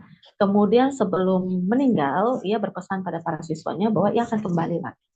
Ia kembali lagi karena dengan cinta kasihnya yang besar ya untuk mempraktikkan Dhamma juga membantu mengenalkan Dhamma yang baik bagi para siswanya. Nah, ketika ia mengalami kematian, kemudian berproses kembali, ya, ia terlahir sebagai bocah Spanyol bernama Osel. Jadi lahirnya di Spanyol, bukan di Tibet. Awalnya kesadarannya di Tibet dengan kemampuan berbahasa Tibet. Lalu kemudian dia lahir di Spanyol sebagai bocah Spanyol. Nah, Bapak Ibu, sebagai bocah Spanyol, ya, ketika awal dilahirkan, berproses, bertumbuh, ia menguasai bahasa Spanyol. Ya, kalau kita berbicara realita, ya realita, awalnya mengenal bahasa Tibet, hanya bahasa Tibet, sekarang dia bisa bahasa Spanyol, atau mungkin awalnya hanya bahasa Spanyol. Berarti kan ada perubahan ya Bapak Ibu. Kemudian dia setelah tumbuh, ya semakin bertumbuh, semakin masuki usia anak-anak, ya kesadaran dia memiliki ingatan terhadap kehidupan lampaunya, yaitu kesadaran dia sebagai Dalai Lama di Tibet. Dan itu sama persis, ya, sama persis. Sehingga karena ingatan yang sama persis, bocah Spanyol ini dibawa kembali ke Tibet, lalu di Tibet dia mengetahui letak kamarnya, letak barangnya, apa yang dia miliki, bisa tiba-tiba membaca sutra dalam bahasa Tibet, gitu ya, punya kemampuan. Kenapa? Karena dia punya kesadaran lampaunya dan dia punya konsentrasi yang tinggi untuk bisa mengingat itu. Gitu. Nah, karena disadari oleh pengikutnya sebagai kesadaran Dalai Lamanya tetap, sehingga diistilahkan reinkarnasi. Tapi kalau kita lihat secara lebih mendetail, kesadaran Dalai Lama yang sekarang bernama Osel itu sudah berbeda dengan kesadaran Dalai Lama yang dulu di Tibet. Kenapa? Karena dulu dia tidak bisa bahasa Spanyol, dia tidak punya keluarga orang Spanyol, tapi yang sekarang dia punya tambahan orang tua dari keluarga Spanyol, dia juga punya bahasa Spanyol, kebiasaan Spanyol, dan lain-lain. Ya, jadi kondisi seperti itu yang mengalami perubahan kita sebut dengan proses induksi, lebih tepat kita sebut dengan pati sandi winyana atau punarbawa. Ya, demikian. Semoga dapat diterima dengan baik. Apabila ada yang belum jelas, boleh didiskusikan kembali. Terima kasih. Terima kasih, Ramani Santi. Saya lanjut dengan pertanyaan berikutnya ya. Apakah ada kaitannya karma seorang anak dengan karma dari orang tua? Misal, apabila orang tuanya pembunuh, maka anaknya akan lahir dengan cacat fisik. Atau murni berdasarkan karma anak itu sendiri di kehidupan sebelumnya. Silakan Ramani. Baik, terima kasih. Terima kasih Ramani. Terima kasih juga kepada penanya ya diskusi yang menarik. Apakah ada kaitan karma antara anak dan orang tua? Ya, jawabannya ada ya. Jawaban ada dan juga tidak. Nah, gimana nih jawaban antara ada dan tidak ya? Bukan berniat untuk membingungkan, tapi kita akan kupas satu persatu. Karma seorang anak, ya, anak bisa lahir di keluarga orang tuanya, itu adalah karma yang saling berhubungan. Ada kaitan karma. Kaitan karma ini kalau kita katakan mungkin ada dua sisi sebagai umat awam, ya. Karma yang baik, positif, atau karma yang buruk, negatif. Ya, contoh misalnya anak lahir di keluarga orang tua, kemudian terjadi pada dia lahir di keluarga itu karena ikatan karma yang negatif. Misalnya mereka adalah musuh di kehidupan lampau. Sehingga kehidupan sekarang mereka selalu bertengkar, cekcok, anak orang tua tidak cocok, ya, saling merugikan. Misalnya dengan kelahiran si anak, harta orang tua angus nih, ya, cepat miskin, jadi miskin. Nah, katanya anaknya bawa sial seperti itu. Atau si anak lahir di orang tua ini dengan ikatan musuh, misalnya, ya, anaknya jarang dirawat, ya, tidak dipedulikan, dan ketika besar orang tuanya merongrong. Nah, ini kebalikannya, ya. Kalau tadi anak merongrong orang tua, ini orang tua merongrong anak. Nah, bisa terjadi seperti itu dalam kehidupan kita sehari-hari, ya. Apakah ini berarti ada ikatan karma? Iya, ada. Ya, itu ikatan karma yang negatif. Kenapa anak bisa terlahir di keluarga orang tua yang demikian? Karena dia pernah melakukan kondisi karma yang tidak baik, ya, yang terkait dengan si calon orang tuanya sekarang, terkait dengan karma hubungan yang negatif. Mungkin dulunya adalah musuh, sekarang lahir lagi dalam satu keluarga, jadi saling merongrong, ya. Tergantung siapa yang nagih utang, siapa yang penagih utang, istilah kasarnya. Lalu yang kedua adalah ada juga yang anak terlahir dengan ikatan positif, ya.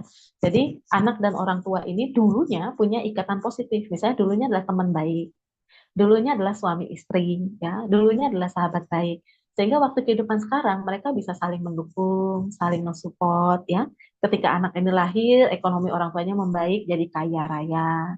Atau ketika anaknya tumbuh, orang tuanya selalu mensupport anaknya sehingga anak ini bisa bisa tumbuh dengan baik, penuh kasih sayang, ya. Ini berarti ikatan karma yang positif. Nah, jadi apakah ada ikatan karma? Jawabannya ada pada sisi ini, ya. Lalu kenapa dikatakan tidak juga? Artinya begini. Contoh tadi ketika orang tua pembunuh, ya, si anak apakah menjadi cacat karena orang tua? Jawabannya tidak, ya. Lalu kenapa ada orang tua pembunuh bisa mendapatkan anak cacat? Kalau cacatnya bukan karena karma orang tua, lalu karena karma siapa? Kan begitu, Bapak Ibu. Nah, si orang tua yang suka membunuh, ya, ini memiliki karma sendiri sebagai pembunuh, maka dia akan mendapatkan wipaka karmanya yang dialami sendiri oleh dia. Ya, hubungannya sama anak adalah karena mereka memiliki ikatan yang negatif mungkin, sehingga si anak ini lahir menjadi anaknya. Ya, nah, ketika lahir menjadi anaknya, kenapa dia cacat? Karena kehidupan lampau dia juga pembunuh. Nah, kita lihat hubungannya. Si pembunuh, ya, memiliki keluarga pembunuh. Berarti kan ikatannya sama-sama negatif, Bapak Ibu. Ya, ikatan negatif yang saling bertemu. Gitu. Seorang pembunuh, ya, lahir kembali cacat, lahirnya di keluarga yang hobi membunuh pula. Ya, ikatan karma yang cocok ini, Bapak Ibu. Tapi karmanya negatif, bukan positif. Sehingga mengalami seperti itu, ya. Atau barangkali keluarganya adalah keluarga yang sopan santun, yang ramah, baik, sangat peduli sosial sekali. Kemudian lahir punya anak yang sangat penurut, ya, luar biasa. Apakah gara-gara orang tuanya banyak berbuat baik nih sehingga punya anak seperti itu, ya? Jawabannya iya dan tidak. Iyanya adalah karena dia punya hubungan dengan si anak, ya, di kehidupan lampau, atau anak ini dulu punya hubungan baik dengan orang tua ini sehingga sekarang lahir sebagai anaknya, ya. Lalu si anak yang lahir di keluarga ini mungkin dia cantik atau dia tampan, mungkin dia pintar atau lain-lain, bukan karena kamu orang tuanya, tapi karena kehidupan lampaunya memang dia banyak juga berbuat baik, rajin belajar, ya, ramah seperti itu, ya. Itu juga menjelaskan bahwa ada orang tua yang sangat baik, ramah, sopan, tapi punya anak yang pembangkang, ya, suka bikin rusuh misalnya. Nah, kalau kita katakan karma orang tua melakukan sesuatu sehingga punya anak seperti itu, nanti kita akan kesulitan menjawab. Kok orang tuanya baik, luar biasa sosialnya, kok anaknya pembangkang, bejatnya luar biasa misalnya. Nah, gawat kan Bapak Ibu, ya. Jadi kalau orang tua yang baik punya anak yang tidak baik, ini artinya kehidupan lampaunya mereka punya ikatan yang tidak cocok, ya. Ikatannya biasanya ikatan negatif sehingga dia lahir di keluarga itu. Pada kondisi lahir sekarang sebagai anak di keluarga orang tua yang baik, mungkin dia akan merugikan orang tuanya atau orang tuanya dirugikan oleh anaknya, ya. Nah, itu pun berlaku Bapak Ibu. Ada orang tua yang bejat luar biasa, jahat, ya, misalnya keluarga penjahat, keluarga perampok, tapi punya anak ternyata moralnya bagus banget. anak ini sopan, ramah, pintar ya. Lalu pertanyaannya, apakah karena si orang tuanya melakukan perbuatan buruk sehingga punya anak yang baik? Kan nggak mungkin Bapak Ibu. Ya, jadi dia punya ikatan karma di masa lalu. Mungkin si anak yang sekarang ini dulunya punya hutang karma dengan keluarga perampok ini, sehingga sekarang lahir jadi anaknya dia. Nah, ketika lahir dari anak dia tetap membawa pengaruh yang baik karena karma baik di kehidupan lampaunya. Ya, tapi kehidupan sekarang dia kan dirongrong oleh orang tuanya. Karena orang tuanya dengan perilaku tercela dan dia dengan perilaku yang baik. Itu saling bertolak belakang. Ya, bisa jadi kita anggap orang tuanya menagih karma pada dia. Mungkin dia akan tersakiti, mungkin dia akan harusnya baik dia dipuji jadi dihina, ya. Perbuatan-perbuatan baiknya mungkin tidak dihargai. Nah, bisa jadi seperti itu. Demikian, semoga dapat diterima dan Terima kasih Ramani Santi untuk jawabannya. Masih ada satu pertanyaan lagi, saya bacakan ya. Namo Buddhaya Ramani ingin bertanya, terdapat pernyataan. Seorang siswa pergi meninggalkan keduniawian dan mempraktikkan moralitas. Ia menjaga pintu-pintu indrianya, itu adalah moralitas. Ia mencapai 4 jana. Ia mencapai berbagai pandangan terang dan lenyapnya kekotoran. Demikianlah ia mengembangkan kebijaksanaan, itu adalah kebijaksanaan. Di Digha Nikaya 4, Sonadanda Sutta. Bagaimana caranya mempraktikkan moralitas dan kebijaksanaan tersebut dan menjadikan Dhamma ini sebagai cahaya kehidupan agar terbebas dari belenggu? Silakan. baik, terima kasih. Ini pertanyaan yang luar biasa ya dalam Sonadanda Sutta. Tapi karena terkait waktu kita mungkin tidak membahas ke dalam Sonadanda Suttanya ya, mohon izin. Intinya adalah pada pertanyaan bagaimana kita mempraktikkan moralitas sehingga kita bisa mempraktikkan Dhamma ini dengan baik hingga bebas dari belenggu. Boleh seperti itu? Ya. Oke. Nah, bagaimana kita mempraktikkan? Pertama dilihat dari kondisi kehidupan kita terlebih dahulu ya. Kondisi belenggu kita seperti apa misalnya? Pertama, posisi sebagai umat awam atau posisi sebagai posisi umat awam sebagai garawasa atau posisi sebagai papajita ya. Kalau posisi sebagai papajita kita sudah tahu Bapak Ibu. Sehari-hari moralitasnya adalah winaya. Betul ya? Dalam hidup praktik damanya adalah mempraktikkan winaya. Selain mempraktikkan winaya, ya mereka melatih samadhi, ya para bhikkhu, para atasilani, ya mempraktikkan samadhi, ya menjaga moralitas, mempraktikkan samadhi. Kemudian kenapa mereka melakukan itu? Untuk mengembangkan kebijaksanaan. Nah, dalam proses melatih sila, samadhi, panya atau tisika ini, ya 3 latihan ini, di sini terjadi proses untuk pemahaman terhadap kondisi kehidupan dan mengurangi, ya. Ibaratnya melemahkan belenggu-belenggu yang ada seperti itu. Nah, lalu bagaimana dengan kita nih umat awam? Ya, kita umat awam juga punya belenggu. Umat awam apalagi paling banyak belenggunya Bapak Ibu. Ya, contoh umat awam yang berkeluarga punya belenggu keluarga, betul ya? Mau melakukan satu aktivitas ada izin dari keluarga dulu. Ya, harus mikirin keluarga dulu. Kadang-kadang seperti itu. Pergi meditasi tapi harus mikirin anak yang di rumah, keluarga yang di rumah, itu namanya belenggu keluarga. Ya. Atau misalnya bagi pelajar mau praktik meditasi barangkali, ya kan misalnya mengalami satu belenggu yaitu belenggu belajar. Kenapa? Mungkin ada PR, ada tugas, ya. Ketika harus mengerjakan tugas dan PR, dia udah lelah, udah capek, sehingga nggak jadi meditasi misalnya. Nah ini juga kita sebut belenggu, ya. Kalau dalam meditasi istilahnya paliboda, ya keluarga, belajar dan lain-lain. Nah, bagaimana kita melatih moralitas? Nah, Bapak Ibu ingat kembali, Dhamma itu ada dalam kehidupan kita sehari-hari ya. Dhamma berada sangat dekat, tak lapuk oleh waktu ya. Jadi kapan Dhamma itu ada? Ya ada di sini saat ini ya, terutama di diri kita sendiri. Apa itu? Ya nama rupa kita ini. Ini adalah Dhamma ya. Kapan? Ya di sini, di momen sekarang ini ya. Jadi ada 3 masa, sekarang, lalu, dan akan datang. Di setiap momen kita ada Dhamma. Ya. Contoh, pada saat kita bangun tidur, ada Dhamma? Ada. Pertama, saat kita mulai bernapas. Menyadari, oh, bersyukur masih bernapas, masih hidup. Ya, pada saat bersyukur mungkin bisa memunculkan adithana atau tekad. Ya, semoga hari ini saya dapat melakukan perbuatan baik yang bermanfaat bagi diri sendiri maupun orang lain. Nah, ketika beraditana seperti itu adalah praktik dhamma dalam keseharian. Di mana? Di kesadarannya, ya, di winyananya, di nama rupanya. Ya, apalagi kalau dia bisa bermeditasi 5 menit, 10 menit di awal bangun tidur. Kalau tidak, minimal detik dia bangun, dia tarik napas, sadari bersyukur, kemudian beraditana untuk berbuat baik. Ya, turun dari kasurnya dengan kesadaran yang positif, dengan niat yang baik, ya. Mungkin buka pintu kamar, ketemu anak, timbul senyum.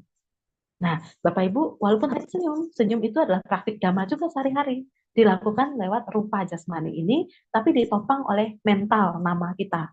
Ya, salayatannya bekerja tuh, mata melihat objek, ya, melihat anak. Nah, timbul rasa bahagia, munculkan senyum.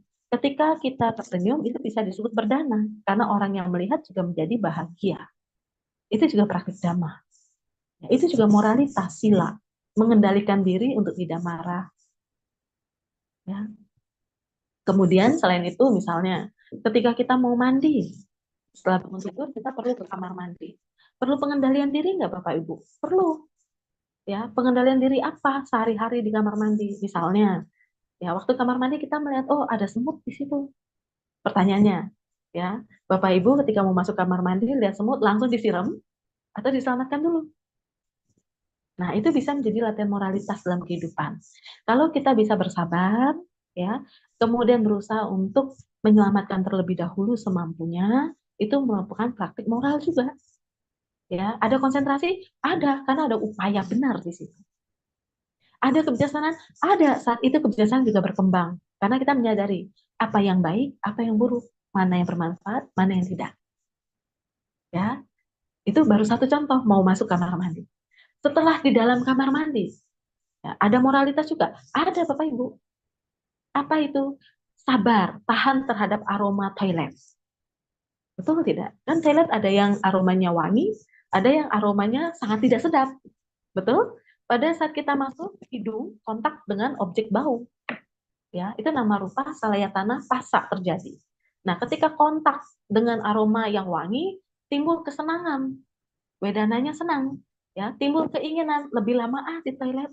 Dekat sama toiletnya. Lupa tuh Bapak Ibu, pagi hari ada 3 anggota keluarga, semuanya butuh cepet. Ya, dia pakai toilet sejam sendiri. Gara-gara betah. Kira-kira merugikan tidak? Merugikan. Ya, berarti praktiknya kurang baik Bapak Ibu. Menjadi belenggu, iya, menjadi masalah, timbul kecemasan, ya, timbul berantem, akhirnya akan ada cekcok mulut, ya, atau mungkin ada yang ketok buru-buru, dia menjadi tidak nyaman. Nah, itu belenggu. Apa itu? Kekhawatiran, kegelisahan, kemalaslambanan, ya, kemudian cama canda, nafsu untuk menikmati situasi setempat, itu semua belenggu Bapak Ibu. Belenggu sehari-hari yang kita alami dalam hidup sehari-hari pula. Nah, seperti itu kurang lebih ya. Jadi apa yang harus kita lakukan untuk mematahkan belenggu ini? Pertama adalah sadari ya, yoniso manasikara terhadap semua yang kita lakukan setiap saat. Ya, singkatnya sati sampajana setiap saat. Mulai dari kita buka mata, bangun tidur sampai kita tidur lagi. Ya, yang mana yang awal, bangun tidur atau tidur dulu? Ya, dua-duanya karena saling mengondisikan ya. Kita bangun karena kita sudah tidur, makanya kita bangun. Tapi karena sudah bangun, nanti kita juga butuh tidur kan gitu. Ya, itu juga hukum dari paticca samuppada. Ya.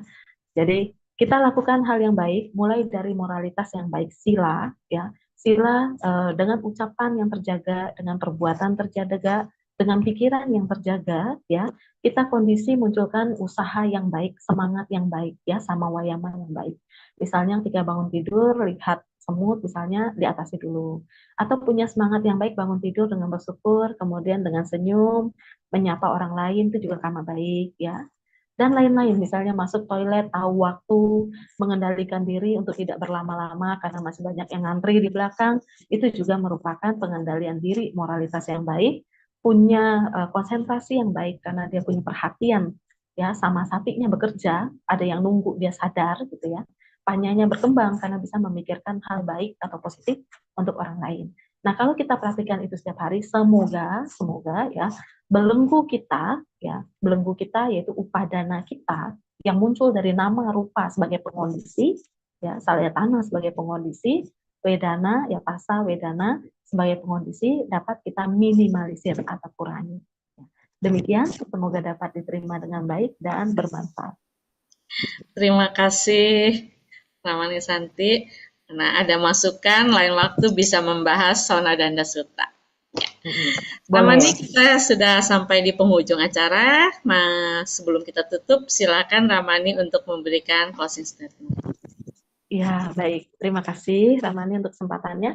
Nah, Bapak Ibu, saudara-saudari Dharma, ya terkait dengan pembahasan belenggu kehidupan kita pada sesi 1 ya Part 1 hari ini dalam konteks pembahasan Paticca Samuppada maupun Cattari Arya Sacani bertujuan agar kita melihat apa sebenarnya kondisi yang kita alami saat ini, ya, dan kenapa kondisi yang kita alami saat ini merupakan belenggu yang membuat kita merasa menderita. Ya. Nah, kenapa ini kita ungkapkan terlebih dahulu atau kita perkenalkan terlebih dahulu?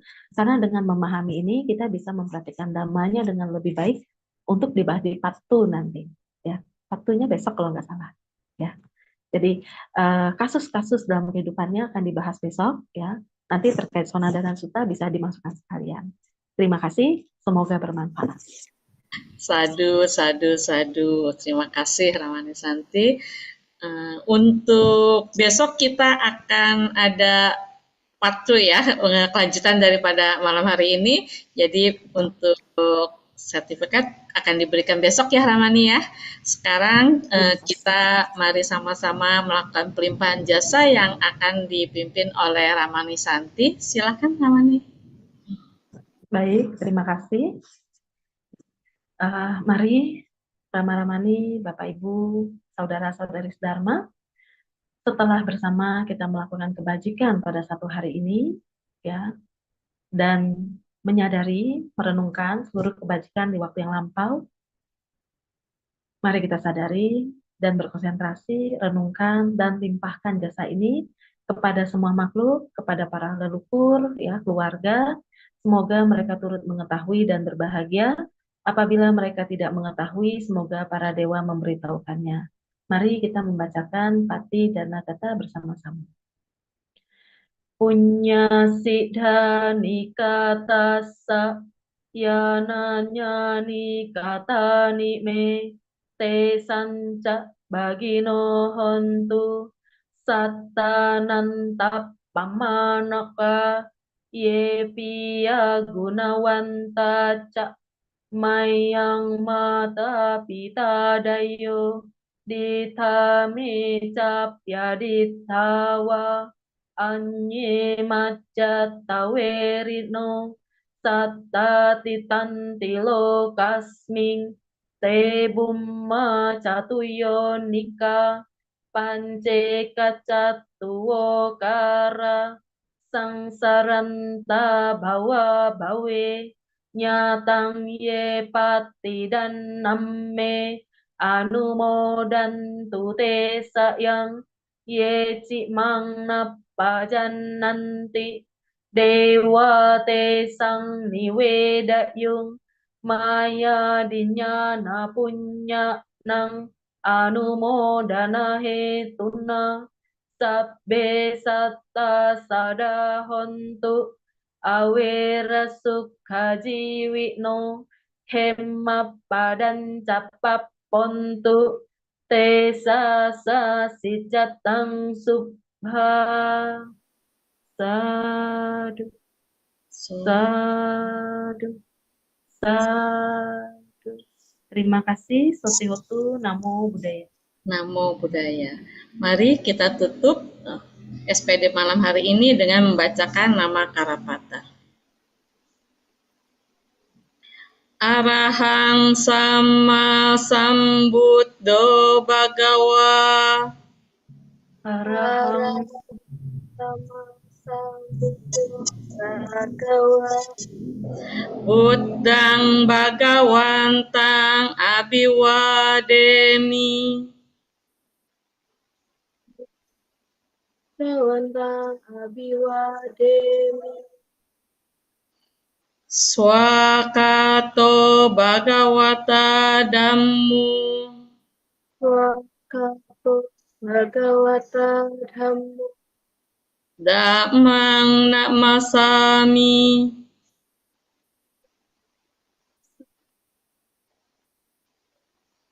Supatipanno Bhagavato Sawaka Sangho. Supatipanno Bhagavato Sawaka Sangho Sanghang Namami. Sanghang. Mari kita bersama-sama mengucapkan Sabe Sata Bawantu Sukitata. Semoga semua berbahagia. Sadu, sadu, sadu. Ya, saya serahkan kembali kepada MC. Silakan, Saudari Natasha. Ya, baik. Terima kasih Ramani Santi dan juga Ramani Ratna. Selanjutnya, sebelum saya menutup acara pada hari ini, izinkan saya untuk membacakan puisi dengan judul Belenggu Kehidupan. Dalam kabut sebab, lahir akibat. Tiap desir keinginan menenun rantai yang erat. Tak ada satupun yang berdiri sendiri. Semua terjalin lahir dari saling berbagi. Berputar di samsara sudah lama. Tiada awal, tiada akhir. Berjuang dan terus berjuang. Namun, bila sejenak kau hening mengamati, melihat jalinan ini tanpa menghakimi, akar sebab bisa kau lepas satu demi satu. Membebaskan dirimu dari belenggu semu. Tak perlu benci dunia yang fana, hanya perlu pahami tiada yang kekal adanya. Dengan lenyapnya sebab, akibat pun sirna, dan di sana sunyi sejati menyapa. Pandangan salah membuat kita lahir dalam penderitaan. Yakinlah pada tiratana membawa pada pencerahan. Semoga setelah mempelajari Dhamma, kita semakin bijaksana dalam segala hal. Semoga belenggu kehidupan tidak membuatmu menyalahkan apa yang sudah terjadi. Tiada lagi penyesalan dalam hidup kita. Semoga belenggu dalam hidup kita dapat kita putuskan untuk mencapai perahu sejati demi membawa lebih banyak makhluk menuju kebebasan sejati, menuju kebahagiaan sejati. Acara selanjutnya yaitu pengumuman. Pada operator disilahkan.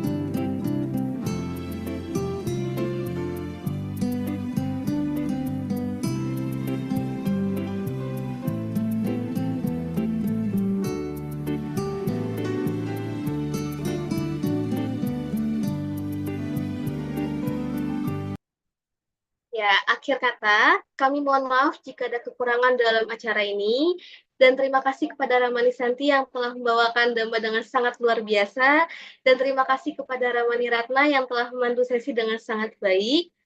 Terima kasih juga kepada yang terhormat Romo Ramani, Bapak Ibu, dan saudara-saudari Sedharma yang telah mengikuti sebulan pendalaman Dhamma malam ini hingga selesai.